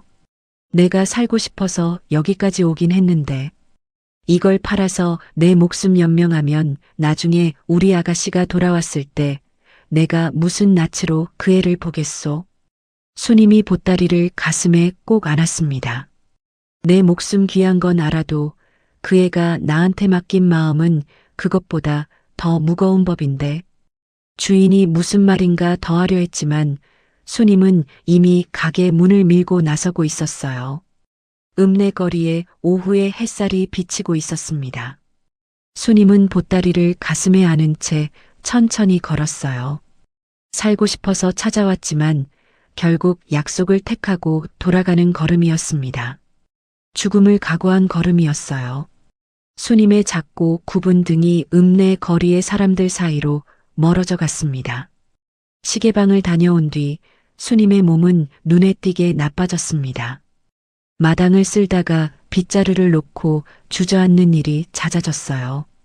숨이 차서 한 발짝도 떼지 못하고 담벼락에 기대어 가슴을 움켜쥐는 시간이 길어졌습니다. 밥을 먹다가도 숟가락을 놓고 거친 숨을 몰아쉬었고 밤이면 가슴을 쥐어짜는 통증에 신음소리를 내며 뒤척였어요. 그 모습을 발견한 건 보건소 소장이었습니다. 수님이 마당에서 쓰러져 있는 걸 보고 달려왔어요. 수님의 손이 차갑고 입술에 핏기가 없고 숨소리가 쇳소리처럼 거칠었습니다. 소장은 더 이상 지켜볼 수 없었어요. 할머니, 이러다 정말 큰일 나요. 이건 시골 약으로 될 게 아니에요. 소장이 수님의 팔을 잡고 일으키며 말했습니다. 제가 아는 후배가 있는 서울 큰 병원에 연락해뒀으니까 당장 가세요. 여기 소견서 절대 잃어버리지 마시고요. 돈은 나중에 생각하고 일단 살고 봐야 할 거 아닙니까? 소장이 수님의 짐을 싸주었어요. 옷 한 벌, 수건, 소견서. 수님은 거기에 하나를 더 챙겼습니다. 장롱 깊숙이 넣어뒀던 낡은 보따리. 시계가 든 보따리였어요. 왜 가져가는지 자기도 설명할 수 없었습니다. 그냥 이상하게 오늘따라 이 시계가 눈에 밟혀서 손에서 놓을 수가 없었어요. 20년 만에 처음으로 마을을 떠나는 길이었습니다. 서울행 버스가 먼지를 날리며 출발했어요. 수님은 창가 자리에 앉아 보따리를 가슴에 꼭 안았습니다. 창밖으로 마당의 감나무가 멀어지고 있었어요. 가지마다 잎이 무성한 그 나무를 보며 수님이 조용히 중얼거렸습니다. 아줌마가 이 집 비우면 안 되는데. 금방 다녀올게요, 아가씨. 버스는 시골길을 빠져나와 고속도로에 올라탔습니다. 수님은 창밖을 보며 잠들지 못했어요. 20년 전 혜원이도 이 길로 떠났겠지. 버스보다 더 빠른 기차를 타고 이보다 더 먼 곳으로 갔겠지. 그때 그 아이는 얼마나 무서웠을까. 수님의 손이 보따리를 더 꽉 쥐었습니다. 서울에 도착했을 때 수님은 압도당했어요. 병원은 거대했습니다. 시골에서 보던 보건소와는 차원이 달랐어요. 유리벽으로 둘러싸인 건물이 하늘 높이 솟아 있었고 안으로 들어서자 끝이 보이지 않는 복도가 사방으로 뻗어 있었습니다. 천장에서는 하얀 형광등이 쏟아지고 바닥은 거울처럼 반들반들했어요. 사람들이 빠른 걸음으로 오가고 어디선가 기계음이 울리고 안내 방송이 쉴 새 없이 흘러나왔습니다. 수님은 그 한가운데 서서 어찌할 바를 몰랐어요. 촌스러운 몸빼 바지에 고무신을 신고 낡은 꽃무늬 보따리를 가슴에 안은 76의 노인. 주변을 지나는 사람들 사이에서 수님은 다른 세계에서 온 사람처럼 이질적이었습니다. 복도에 안내판을 올려다 봤지만 글씨가 너무 작아 읽을 수 없었고 화살표가 가리키는 방향도 알 수 없었어요. 수님이 지나가는 간호사의 소매를 잡았습니다. 저기, 전북에서 온 박수님이라고 하는데 여기 어디로 가야 하나요? 간호사가 소견서를 확인하더니 심장혈관센터 방향을 알려주었어요. 수님은 고개를 끄덕였지만 간호사가 알려준 길이 머릿속에서 이미 뒤섞이고 있었습니다. 엘리베이터를 타고 복도를 걸으며 두세 번을 더 물어서 겨우 심장혈관센터 대기실에 도착했어요. 대기실에는 사람이 많았습니다. 수님은 구석자리에 앉아 보따리를 무릎 위에 올렸어요. 주변의 환자들과 보호자들 사이에서 웅성거리는 소리가 들려왔습니다. 오늘 미국에서 온 그 교수님 진료하는 날이지? 수님 옆에 앉은 중년 여자가 보호자에게 말했어요. 맞아. 그 양반이 죽어가는 사람도 살려낸다며. 미국에서 못 고치는 심장이 없었다는데 이번에 한국으로 돌아왔다더라고. 수님은 그 대화를 멍하니 들었습니다. 남의 나라 이야기 같았어요. 자기랑은 상관없는 대단한 사람들의 이야기. 수님은 그저 보건소 소장이 연결해준 의사를 만나 소견서를 내밀면 되는 거였으니까요. 대기실 벽에 걸린 텔레비전에서 뉴스가 흘러나오고 있었어요. 화면이 바뀌더니 병원 로비에서 찍은 듯한 영상이 나왔습니다. 미국 심장학계의 권위자이자 불가능한 수술을 성공시키기로 유명한 오혜원 교수가 마침내 국내 복귀를 결정했습니다. 수많은 러브콜을 마다하고 이곳을 선택한 이유는 수님은 귀가 어두워 앵커의 말을 다 듣지 못했어요. 하지만 화면 속에서 하얀 가운을 입은 여자의 뒷모습이 스쳐 지나갔을 때 수님의 가슴이 덜컥 내려앉았습니다. 뒷모습이었어요. 고개를 살짝 돌리며 복도를 걸어가는 여자의 뒷모습. 어깨의 각도, 걸음걸이, 머리카락이 흔들리는 방식. 어딘가 익숙했어요. 수님의 심장이 빠르게 뛰기 시작했습니다. 설마, 아니겠지. 세상에 이름이 같은 사람이 어디 한둘인가. 오해원이라는 이름이 그렇게 드문 것도 아닌데. 수님은 자기 자신에게 그렇게 말했어요. 스스로를 달래며 무릎 위 보따리를 매만졌습니다. 보자기 사이로 시계의 단단한 감촉이 손끝에 전해졌어요. 시간이 흘렀습니다. 1명, 2명, 환자들이 이름이 불려 진료실로 들어가고 대기실은 조금씩 한산해졌어요. 수님은 계속 기다렸습니다. 보따리를 안은 채 소견서를 주머니에서 꺼냈다 넣었다 하며 불안한 마음을 달래고 있었죠. 마침내 간호사가 수님의 이름을 불렀습니다. 박수님 할머니, 1번 진료실로 들어오세요. 수님은 자리에서 일어났어요. 다리가 떨렸습니다. 심장 때문인지 긴장 때문인지 알 수 없었어요. 진료실 앞까지 걸어가 문 앞에 섰습니다. 하얀 문에 1번이라는 번호가 붙어 있었어요. 수님은 숨을 한번 고르고 문을 열었습니다. 소독약 냄새가 코를 찔렀어요. 환한 조명 아래 깔끔하게 정돈된 진료실이었습니다. 책상 위에 컴퓨터 모니터가 있었고 의자에는 하얀 가운을 입은 의사가 등을 돌린 채 차트를 보고 있었습니다. 수님은 쭈뼛거리며 방 안으로 들어갔어요. 의사의 뒷모습을 보면서 조심스레 소견서를 책상 끝에 내려놓았습니다. 저, 전북에서 온 박수님입니다.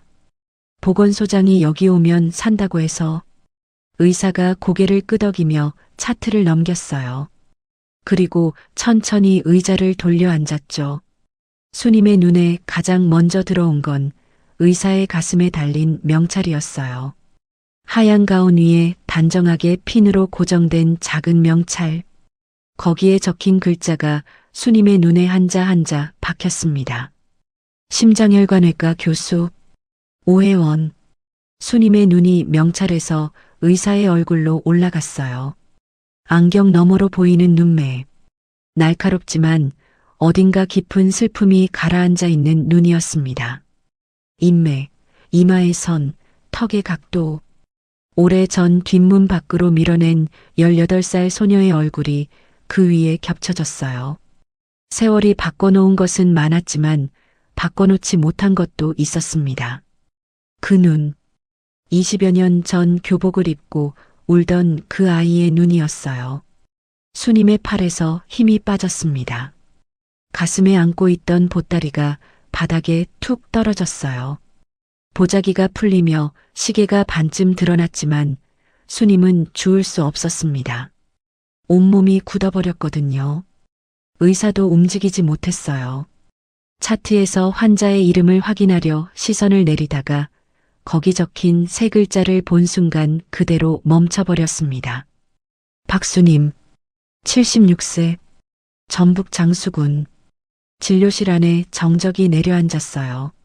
기계음도, 복도의 발소리도, 대기실의 웅성거림도 들리지 않았습니다. 두 사람 사이에 20년의 세월이 말이 되지 못한 수만 가지 감정이 소리 없이 흐르고 있었습니다. 회원의 손에 들린 차트가 떨리고 있었습니다. 글자 하나하나가 회원의 눈에 모처럼 박혔어요. 20년 동안 잠들기 전마다 떠올렸던 이름과 주소가 차트 위에 찍혀 있었습니다. 회원의 눈동자가 지진이라도 난 듯 흔들렸어요. 심장이 멈추는 것 같았습니다. 천천히 고개를 들었습니다. 진료실 의자에 앉아있는 노인이 보였어요. 아까 바닥에 떨어뜨린 낡은 꽃무늬 보따리를 허겁지겁 주워 무릎 위에 올리고 놀란 눈으로 회원을 바라보고 있었습니다. 회원은 숨을 쉬는 법조차 잊은 채 노인의 얼굴을 뜯어봤어요. 주름진 눈가, 투박하게 부풀어 오른 손마디, 수건으로 질끈 묶은 하얀 머리카락, 기억 속 아주머니보다 훨씬 작아진 체구. 세월이 20년치를 한꺼번에 새겨놓은 것 같은 얼굴이었습니다. 하지만 회원은 알아봤어요. 이 세상 어디에서든 몇십 년이 흘러도 알아볼 수 있는 사람이었으니까요. 혜원의 목소리가 터져 나왔습니다. 형편없이 떨리는 목소리였어요. 혹시, 박수님, 아주머니, 세요? 수님의 입이 벌어졌습니다. 입술이 떨렸어요. 말이 되지 않는 소리가 목 안에서 맴돌다가 겨우 빠져나왔습니다. 아, 아가씨? 설마, 우리 혜원 아가씨? 그 한마디에 혜원이 무너졌습니다. 의자에서 벌떡 일어나 수님에게 달려갔어요. 그리고 수님 앞에 무릎을 꿇었습니다. 세계적인 권위자라 불리는 심장외과 교수가 촌스러운 몸빼 바지를 입은 노인 앞에 아이처럼 무릎을 꿇었습니다. 혜원은 수님의 무릎 위에 얼굴을 묻고 통곡했어요. 참았던 오열이 댐이 터지듯 쏟아져 나왔습니다. 아주머니, 저예요, 혜원이. 저 의사 됐어요. 아주머니가 저 살려주셔서 저 이렇게 의사 됐는데. 혜원의 어깨가 크게 들썩였어요. 말을 잇지 못하고 울음이 먼저 터져 나왔습니다. 겨우 숨을 고르고 다시 말을 이었습니다. 어쩌다 이 병원까지 오신 거예요? 심장이 많이 안 좋으신 거예요? 제가 너무 늦게 왔죠. 너무 늦게 찾았죠. 이제 아주머니 찾으러 가려 했는데. 혜원은 말끝을 흐렸어요. 수님의 무릎 위에서 고개를 들지 못했습니다. 20년이었어요. 20년 동안 이 사람을 찾지 못했다는 죄책감이, 이 사람이 지금 환자로 앉아 있다는 현실이 혜원의 가슴을 짓눌렀습니다. 진료실 밖 대기실에는 수십 명의 환자가 기다리고 있었어요. 시간이 한참 지나도 진료실 문이 열리지 않자 간호사가 당황해서 문을 열어봤습니다. 그리고 굳어버렸죠. 세계적인 권위자라 불리는 교수가 환자 앞에서 무릎을 꿇고 울고 있었으니까요. 혜원이 고개를 돌려 간호사를 봤어요. 눈물범벅이 된 얼굴이었지만 목소리에는 흔들림이 없었습니다. 오늘 오전 진료 다 미루세요. 아무도 들이지 마세요. 간호사가 고개를 끄덕이고 문을 닫았어요. 진료실 안에 다시 두 사람만 남았습니다. 한참을 울었습니다. 혜원이 수님의 무릎에 얼굴을 묻고 울고 수님이 혜원의 머리카락을 쓸어넘기며 울었어요. 수님의 거친 손이 혜원의 머리를 토닥이는 그 손길은 20년 전 시골집에서와 똑같았습니다. 세월이 수님의 등을 굽히고 머리카락을 하얗게 만들었지만 혜원을 어루만지는 그 손만은 바꿔놓지 못했어요. 울음이 잦아들 무렵 수님이 떨리는 손으로 무릎 위에 보따리를 풀었습니다. 낡은 보자기가 벗겨지자 그 안에서 시계가 모습을 드러냈어요. 20년 전 혜원이 수님의 손바닥 위에 올려놓았던 바로 그 시계. 진료실의 형광등 아래에서 시계가 눈부신 광채를 냈습니다. 20년 세월이 무색할 만큼 깨끗했어요. 수님이 해마다 정성스레 닦아온 흔적이었죠. 수님이 시계를 혜원의 손에 쥐어주었습니다. 오늘 아침에 이상하게 이 시계가 눈에 밟히더라니. 왠지 꼭 가지고 나오고 싶더라고요. 우리 아가씨 만나려고 그랬나 봐요.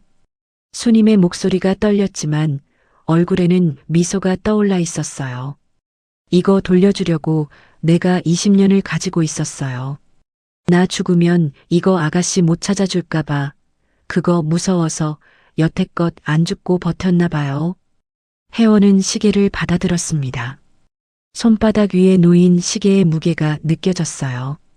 20년 전에는 이 무게가 부모님의 마지막 유산이었습니다.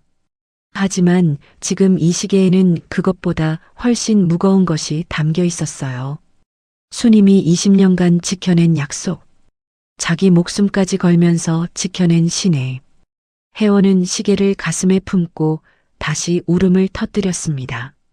아주머니, 이거 팔아서라도 얼른 수술 받으시지. 왜 이걸 여태 가지고 계셨어요? 왜?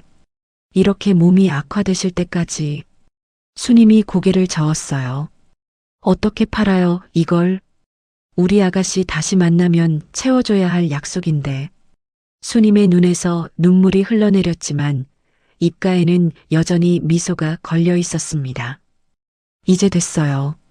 이렇게 훌륭한 의사 선생님이 된 걸 봤으니 난 이제 죽어도 여한이 없어요. 혜원은 시계를 내려다봤습니다. 그리고 천천히 손목에 채웠어요. 잠금 장치를 잠그는 찰칵 소리가 조용한 진료실에 울렸습니다.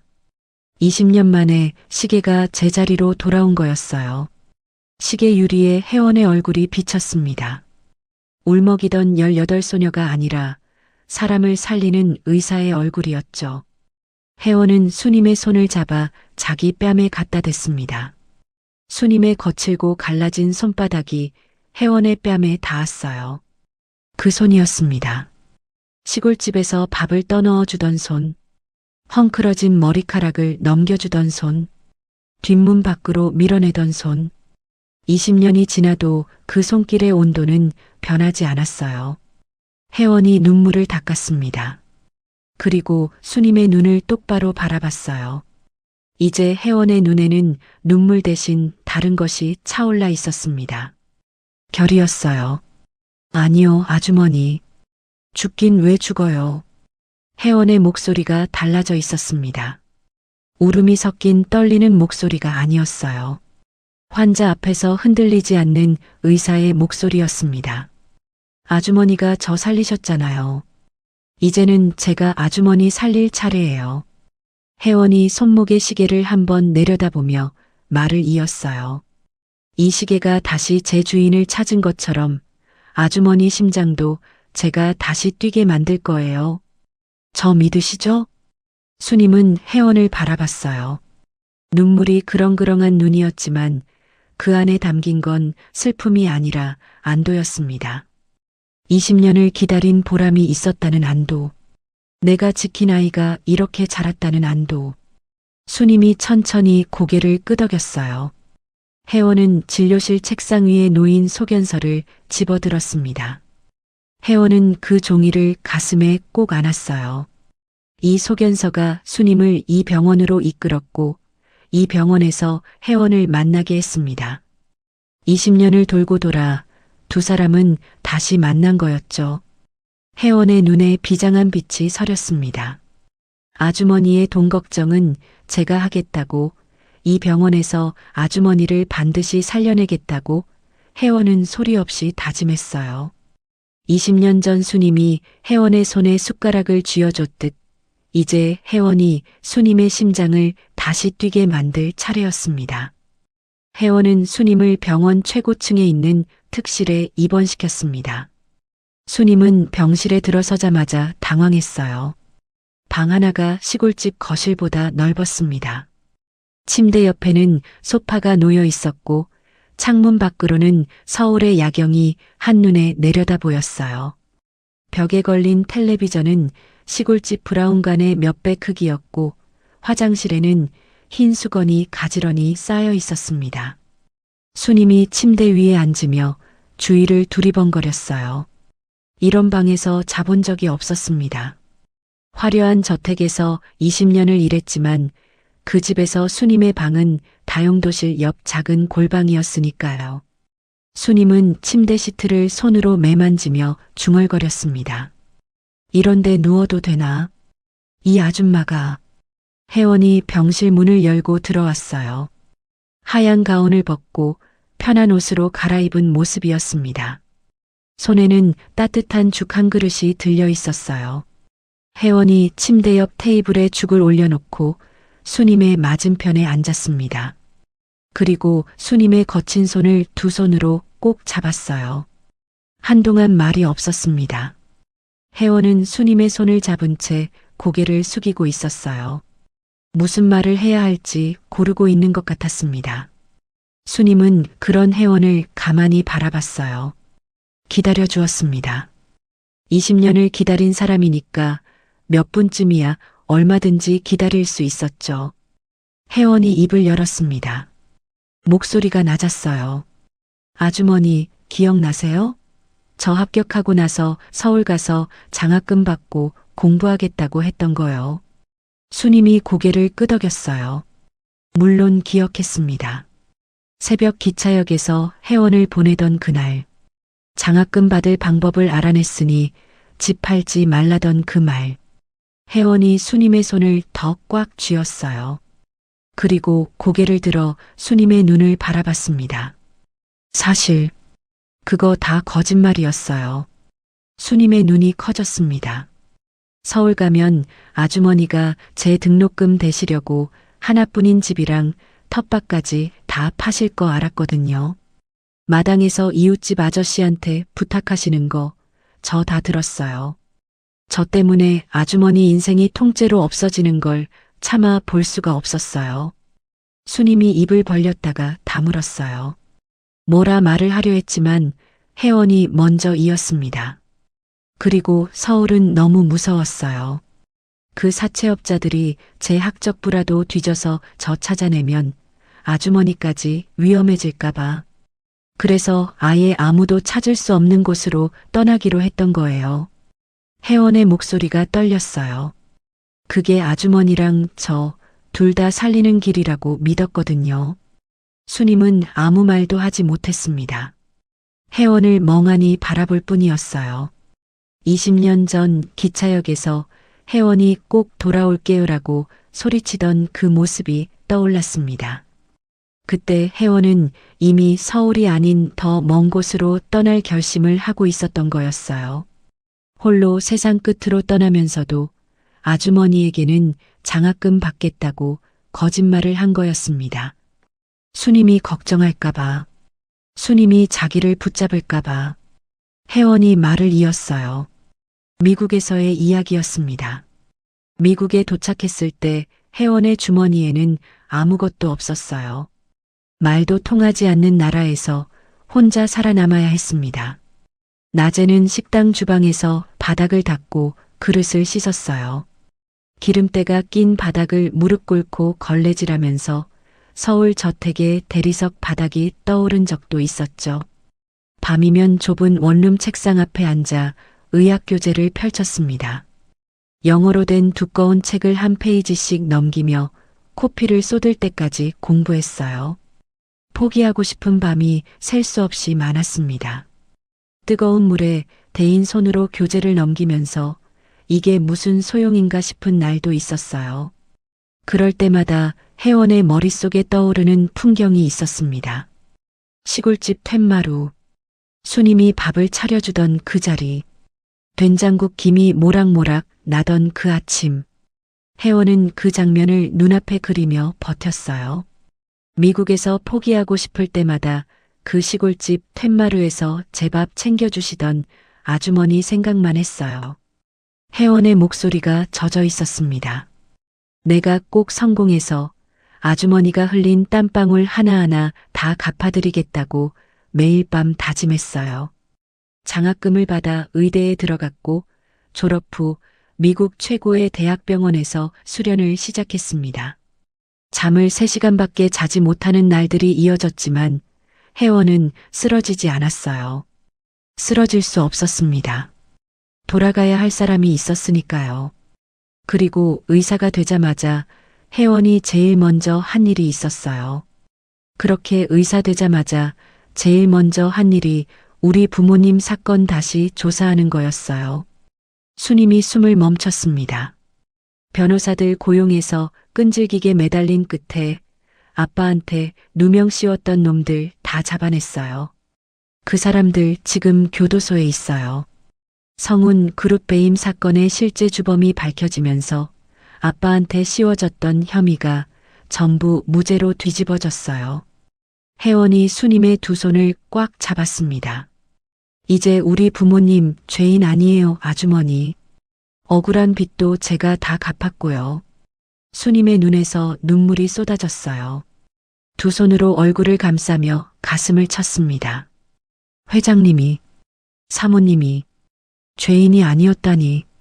20년 동안 송구하다고 제가 아가씨를 잘 못 지켰다고 울던 그 세월이 무너져 내렸어요. 그분들이 결백했다는 걸 우리 아가씨가 증명해냈다는 사실에 수님은 소리내어 울었습니다. 동시에 그 모든 것을 혼자 해낸 혜원이가 견뎠을 외로움과 고통을 생각하니 가슴이 찢어졌어요. 혜원이 수님의 등을 토닥이며 말을 이었습니다. 목소리가 밝아져 있었어요. 그거 다 해결하자마자 제가 한국행 비행기 탔어요. 아주머니 찾아서 이제 고생 끝났다고 저랑 같이 살자고 말씀드리려고요. 다음 주에 바로 그 시골집으로 내려가려고 했는데 혜원이 웃었습니다. 눈물이 묻은 얼굴로 웃는 모습이었어요. 아주머니가 이렇게 절 먼저 찾아와 주셨네요. 우리 정말 인연인가 봐요. 수님은 혜원의 얼굴을 한참 들여다보다가 문득 걱정스러운 표정을 지었어요. 기쁨이 가라앉자 현실적인 생각이 밀려온 거였습니다. 난 아가씨가 이렇게 당당해진 거 봤으니 죽어도 여한이 없어요. 근데 수님이 시선을 떨구며 말했습니다. 괜히 나 같은 노인네 수술하다가 잘못되면 아가씨 명성에 흠갈까봐 그게 겁나요. 혜원의 표정이 단단해졌어요. 수님의 눈을 깊게 응시하며 입을 열었습니다.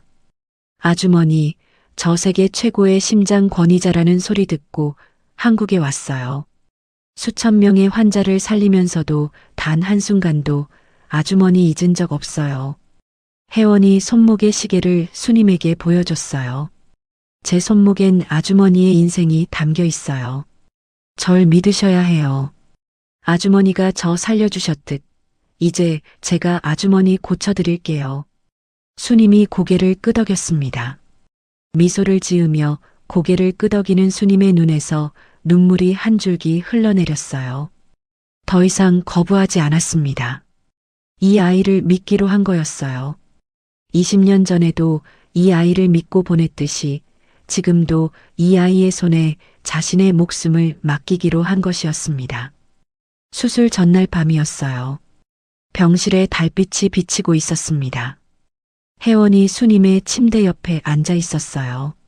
수님의 머리카락을 빗으로 정리해주고 있었습니다. 정확히 20년 전 뒷문 앞에서 수님이 혜원의 헝클어진 머리를 넘겨주던 그 손길과 같은 방향이었어요. 다만 이번에는 위치가 바뀌어 있었죠. 혜원이 머리를 빗겨주고 수님이 가만히 눈을 감고 있었습니다. 혜원이 빗을 내려놓고 환하게 웃었어요. 오랜만에 짓는 아이 같은 웃음이었습니다. 아주머니, 수술 끝나고 건강해지시면 저랑 같이 사시는 거예요. 20년 동안 고생하셨으니까 앞으로 평생 제가 아주머니 딸이 되어서 다 갚아드릴게요. 수님이 눈을 떠 혜원을 바라봤습니다. 달빛에 비친 혜원의 얼굴은 20년 전 시골집 툇마루에 앉아 감나무를 바라보던 그 소녀의 얼굴과 겹쳐 보였어요. 세상이 무너져도 결국 다시 일어선 아이. 그 아이가 지금 자기 곁에 앉아 있었습니다. 수님이 혜원의 손을 잡았어요. 힘이 많이 빠진 손이었지만 혜원의 손가락을 감싸는 그 악력만은 단단했습니다. 병실 창밖으로 달빛이 비치고 그 빛 아래서 두 사람의 그림자가 나란히 놓여 있었어요. 20년의 기다림과 한이 천천히 녹아내리는 밤이었습니다. 수술은 8시간이 걸렸습니다. 혜원이 수술실에 들어간 건 아침 8시였어요. 수술실 문 위에 붙은 붉은 등이 켜졌고 그 등이 꺼지지 않은 채 오전이 지나고 오후가 왔습니다. 복도에서 기다리던 간호사들은 시간이 지날수록 불안한 얼굴이 되었어요. 76세 노인의 심장 수술. 쉬운 수술이 아니었습니다. 게다가 집도의가 환자와 개인적인 관계라는 소문이 병원 안에 퍼져 있었죠. 손이 떨리지 않을까, 판단이 흔들리지 않을까, 의료진 사이에서 걱정하는 목소리가 나왔어요. 하지만 수술실 안의 혜원은 흔들리지 않았습니다. 메스를 잡은 손은 단단했어요. 20년 전 수님이 혜원의 손에 숟가락을 쥐어줬을 때 그 숟가락을 놓지 않겠다고 다짐했던 것처럼 지금 혜원의 손은 메스를 놓지 않았습니다. 불가능한 수술을 성공시키기로 유명한 의사. 그 이름에 걸맞게 혜원은 수님의 심장을 다시 뛰게 만들었어요. 오후 4시 수술실의 붉은 등이 꺼졌습니다. 문이 열리고 혜원이 걸어 나왔어요. 수술복이 땀에 젖어 있었고 마스크 자국이 양볼에 붉게 남아 있었습니다. 8시간 동안 서 있었던 다리가 풀려 비틀거릴 뻔했지만 혜원의 얼굴에는 미소가 떠올라 있었어요. 환한 미소였습니다. 기다리고 있던 간호사들에게 고개를 끄덕여 보이며 혜원이 말했어요. 성공이에요. 그 한마디에 복도에 안도의 한숨이 퍼졌습니다. 중환자실로 옮겨진 수님은 하루가 지나서야 의식을 되찾았어요. 천천히 눈을 떴습니다. 천장에 하얀 형광등이 보였어요. 어디인지 모르는 방이었습니다. 코에 산소줄이 걸려 있었고 팔에 수액이 연결되어 있었어요. 손가락 하나 움직이기 힘들었습니다. 그때 무언가 따뜻한 것이 왼손을 감싸고 있다는 걸 느꼈어요. 고개를 돌렸습니다. 혜원이었어요. 침대 옆 의자에 앉아 수님의 손을 두 손으로 꼭 잡은 채 잠들어 있었습니다. 고개가 침대 난간에 기대어 있었고 얼굴에는 피로가 짙게 내려앉아 있었어요. 밤을 지새운 게 분명했습니다. 수술을 마치고도 곁을 떠나지 않은 거였죠. 수님이 희미한 목소리로 말했어요. 아가씨, 저 산 건가요? 혜원이 눈을 떴습니다. 수님의 눈이 떠져 있는 것을 확인하자 혜원의 얼굴이 일그러졌어요. 울음인지 웃음인지 모를 표정이었습니다. 혜원이 수님의 손을 들어 자기 뺨에 갖다 댔어요. 네, 아주머니. 수술 아주 잘 됐어요. 이제 아주머니 심장 새 것처럼 튼튼해요. 저랑 오래오래 행복하게 사시는 일만 남았어요. 수님의 눈가에 물기가 번졌습니다. 입술이 달싹였어요. 고맙다는 말을 하려는 것 같았지만 목소리가 나오지 않았습니다. 대신 수님의 손에 미세하게 힘이 들어갔어요. 혜원의 손을 쥐는 힘. 그것이 수님이 할 수 있는 전부였지만 혜원에게는 그것으로 충분했습니다. 회복은 순조로웠어요. 혜원이 직접 모든 과정을 관리했습니다. 수님의 약 시간, 식사 메뉴, 재활 운동 하나하나를 챙겼어요. 간호사들이 하겠다고 해도 혜원은 고집을 부렸습니다.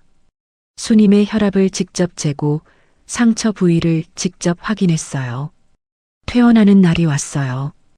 혜원은 수님에게 새 옷을 사다 입혀줬습니다. 촌스러운 몸빼 바지와 낡은 고무신 대신 따뜻한 니트와 부드러운 외투, 편한 구두를 신겨줬어요. 수님은 거울 앞에서 자기 모습을 보며 쑥스러워했습니다. 이런 옷 처음 입어본다며 옷 매무새를 연거푸 고쳐 잡았어요. 병원을 나선 혜원이 수님을 차에 태운 뒤 서울이 아닌 다른 곳으로 향했습니다. 수님이 창밖을 보며 물었어요. 어디 가는 거냐고. 혜원은 대답 대신 미소만 지었습니다. 차가 멈춘 곳은 한적한 산기슭이었어요. 잘 정돈된 묘역이 보였습니다. 혜원이 수님의 팔을 잡고 조심스레 걸어 올라갔어요. 묘역 중간쯤에 나란히 놓인 두 개의 묘비 앞에서 혜원이 발을 멈추었습니다. 아버지 오진철, 그리고 그 옆에 어머니 한희숙의 이름. 부모님의 묘소였어요. 20년 전에는 장례식에도 가지 못했습니다. 죄인의 가족으로 낙인 찍혀 도망자 신분이었으니까요. 부모님의 마지막 길에 꽃 한 송이 놓아주지 못한 것이 혜원에게 평생의 한이었어요. 하지만 이제는 달랐습니다. 혜원은 묘비 앞에 무릎을 꿇었어요. 수님의 손을 잡은 채였습니다. 아빠, 엄마, 저 약속 지켰어요. 혜원의 목소리가 떨렸지만 울지 않으려고 애쓰고 있었어요. 아주머니가 저 어떻게 키워주셨는지 다 보셨죠? 저 이제 부모님 누명도 다 벗겨드렸고 억울한 빚도 제가 다 해결했어요. 이제 우리 가족 아무도 손가락질 못해요.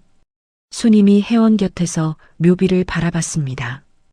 돌에 새겨진 이름을 거친 손으로 천천히 어루만졌어요. 20년간 이 묘소에 오지 못했습니다. 와야 한다고 생각하면서도 혜원이 돌아올 집을 비울 수 없어서 오지 못했어요. 수님의 입에서 오열이 터져 나왔습니다. 회장님, 사모님, 보셨지요? 우리 아가씨가 이렇게 훌륭해져서 돌아왔습니다. 저도 이제야 무거운 짐을 내려놓습니다. 두 사람은 묘비 앞에서 한참을 울었어요. 바람이 불어 나뭇잎이 흩날렸고 그 소리가 마치 부모님이 대답하는 것 같았습니다. 혜원은 가져온 꽃다발을 묘비 앞에 내려놓았어요. 20년 늦은 인사였지만 마침내 완성된 인사였습니다. 며칠 뒤 혜원은 수님을 자신의 집으로 데려왔어요. 넓고 아늑한 저택이었습니다. 재벌가의 저택과는 분위기가 달랐어요. 화려하지 않았지만 따뜻했습니다. 혜원이 수님을 데리고 간 곳은 2층 끝에 있는 방이었어요. 문을 열자 햇살이 가득 쏟아지는 넓은 방이 나타났습니다. 창문이 남쪽을 향해 있어 하루 종일 빛이 들어오는 방이었어요. 침대 위에는 새로 산 이불이 정갈하게 펼쳐져 있었고 선반에는 꽃이 꽂혀 있었습니다. 혜원이 수님의 앞에 무릎을 굽히고 앉았어요. 혜원이 손목의 시계를 수님에게 보여줬어요. 20년 동안 수님이 지켜온 바로 그 시계가 혜원의 손목에서 빛나고 있었습니다. 아주머니, 시계방 주인이 이거 30억 준다고 했을 때 안 파셨다고 하셨잖아요. 그때 마음 안 흔들리셨어요? 그 돈이면 아주머니 수술도 받고 평생 호강하셨을 텐데. 수님이 고개를 저었어요. 주름진 얼굴에 미소가 번졌습니다. 30억이 아니라 300억을 준대도 안 바꿨을 거예요. 이건 돈이 아니라 우리 아가씨 약속이고 내 심장이었으니까. 혜원의 눈에 물기가 차올랐어요. 수님의 두 손을 꽉 잡았습니다. 거칠고 갈라지고 마디가 부풀어 오른 손. 20년간 혜원 대신 흙을 파고 그릇을 닦고 빨래를 비벼 빤 손이었습니다. 아주머니는 이제 저희 집 가정부가 아니에요. 제 하나뿐인 어머니예요. 혜원이 숨을 한번 들이쉬고 말했습니다. 엄마, 고마워요. 살아있어줘서. 엄마. 그 한마디에 수님의 얼굴이 무너졌어요. 입술을 꽉 깨물었지만 소용없었습니다. 참았던 울음이 터져 나왔어요. 수님이 혜원을 끌어안았습니다. 가느다란 팔이었지만 힘이 있었어요. 놓치지 않겠다는 듯 꼭 안았습니다. 혜원도 수님을 안았어요. 두 사람은 햇살이 가득한 방 안에서 한참을 그렇게 안고 있었습니다. 그날 오후 혜원은 수님과 함께 저택의 정원을 거닐었어요. 수님이 걸음이 느려 혜원이 팔짱을 끼워줬습니다. 정원에는 혜원이 심어놓은 어린 감나무가 한 그루 서 있었어요. 수님이 그 나무를 보고 웃었습니다. 혜원도 웃었어요. 아무 말도 하지 않았지만 두 사람 다 같은 생각을 하고 있었습니다. 시골집 마당의 감나무였죠. 정원 한쪽 벤치에 나란히 앉았어요. 혜원이 과일을 깎아 수님의 손에 쥐어줬습니다. 수님이 과일을 한 입 베어 물고는 고개를 기울이더니 혜원의 어깨에 기댔어요. 따뜻한 오후의 햇살이 두 사람 위에 내려앉았습니다. 수님의 눈이 천천히 감겼어요. 20년 만에 처음으로 깊고 편안한 잠이 찾아왔습니다. 더 이상 혜원을 기다리며 뜬 눈으로 밤을 지새울 필요가 없었으니까요. 혜원은 잠든 수님의 어깨에 담요를 살며시 덮어줬어요. 그리고 자기 손목의 시계를 내려다봤습니다. 초침이 또각또각 움직이고 있었어요. 20년 전 멈춰버린 줄 알았던 시간이 다시 흐르기 시작하고 있었습니다. 구름 사이로 빛이 쏟아지고 있었습니다. 아버지가 보고 있을 것 같았어요. 어머니도 그 빛이 수님의 잠든 얼굴 위에 내려앉는 걸 보며 혜원은 조용히 미소 지었습니다. 사실 이 이야기를 준비하면서 가장 오래 생각한 장면이 있어요. 수님이 30억짜리 시계를 품에 안고 돌아서는 그 뒷모습이었습니다. 목숨이 달린 상황에서도 약속을 지킨 사람, 그리고 그 약속을 기억하고 끝내 돌아온 사람. 이 두 사람의 이야기가 저는 오래도록 잊히지 않을 것 같아요. 꼭 거창한 게 아니어도 괜찮습니다. 오늘 하루 내 곁에서 묵묵히 버텨준 사람에게 고맙다는 말 한마디. 그게 누군가에게는 20년을 버틸 힘이 될 수도 있으니까요. 끝까지 함께해 주신 여러분, 정말 감사합니다. 인생 나날이었습니다.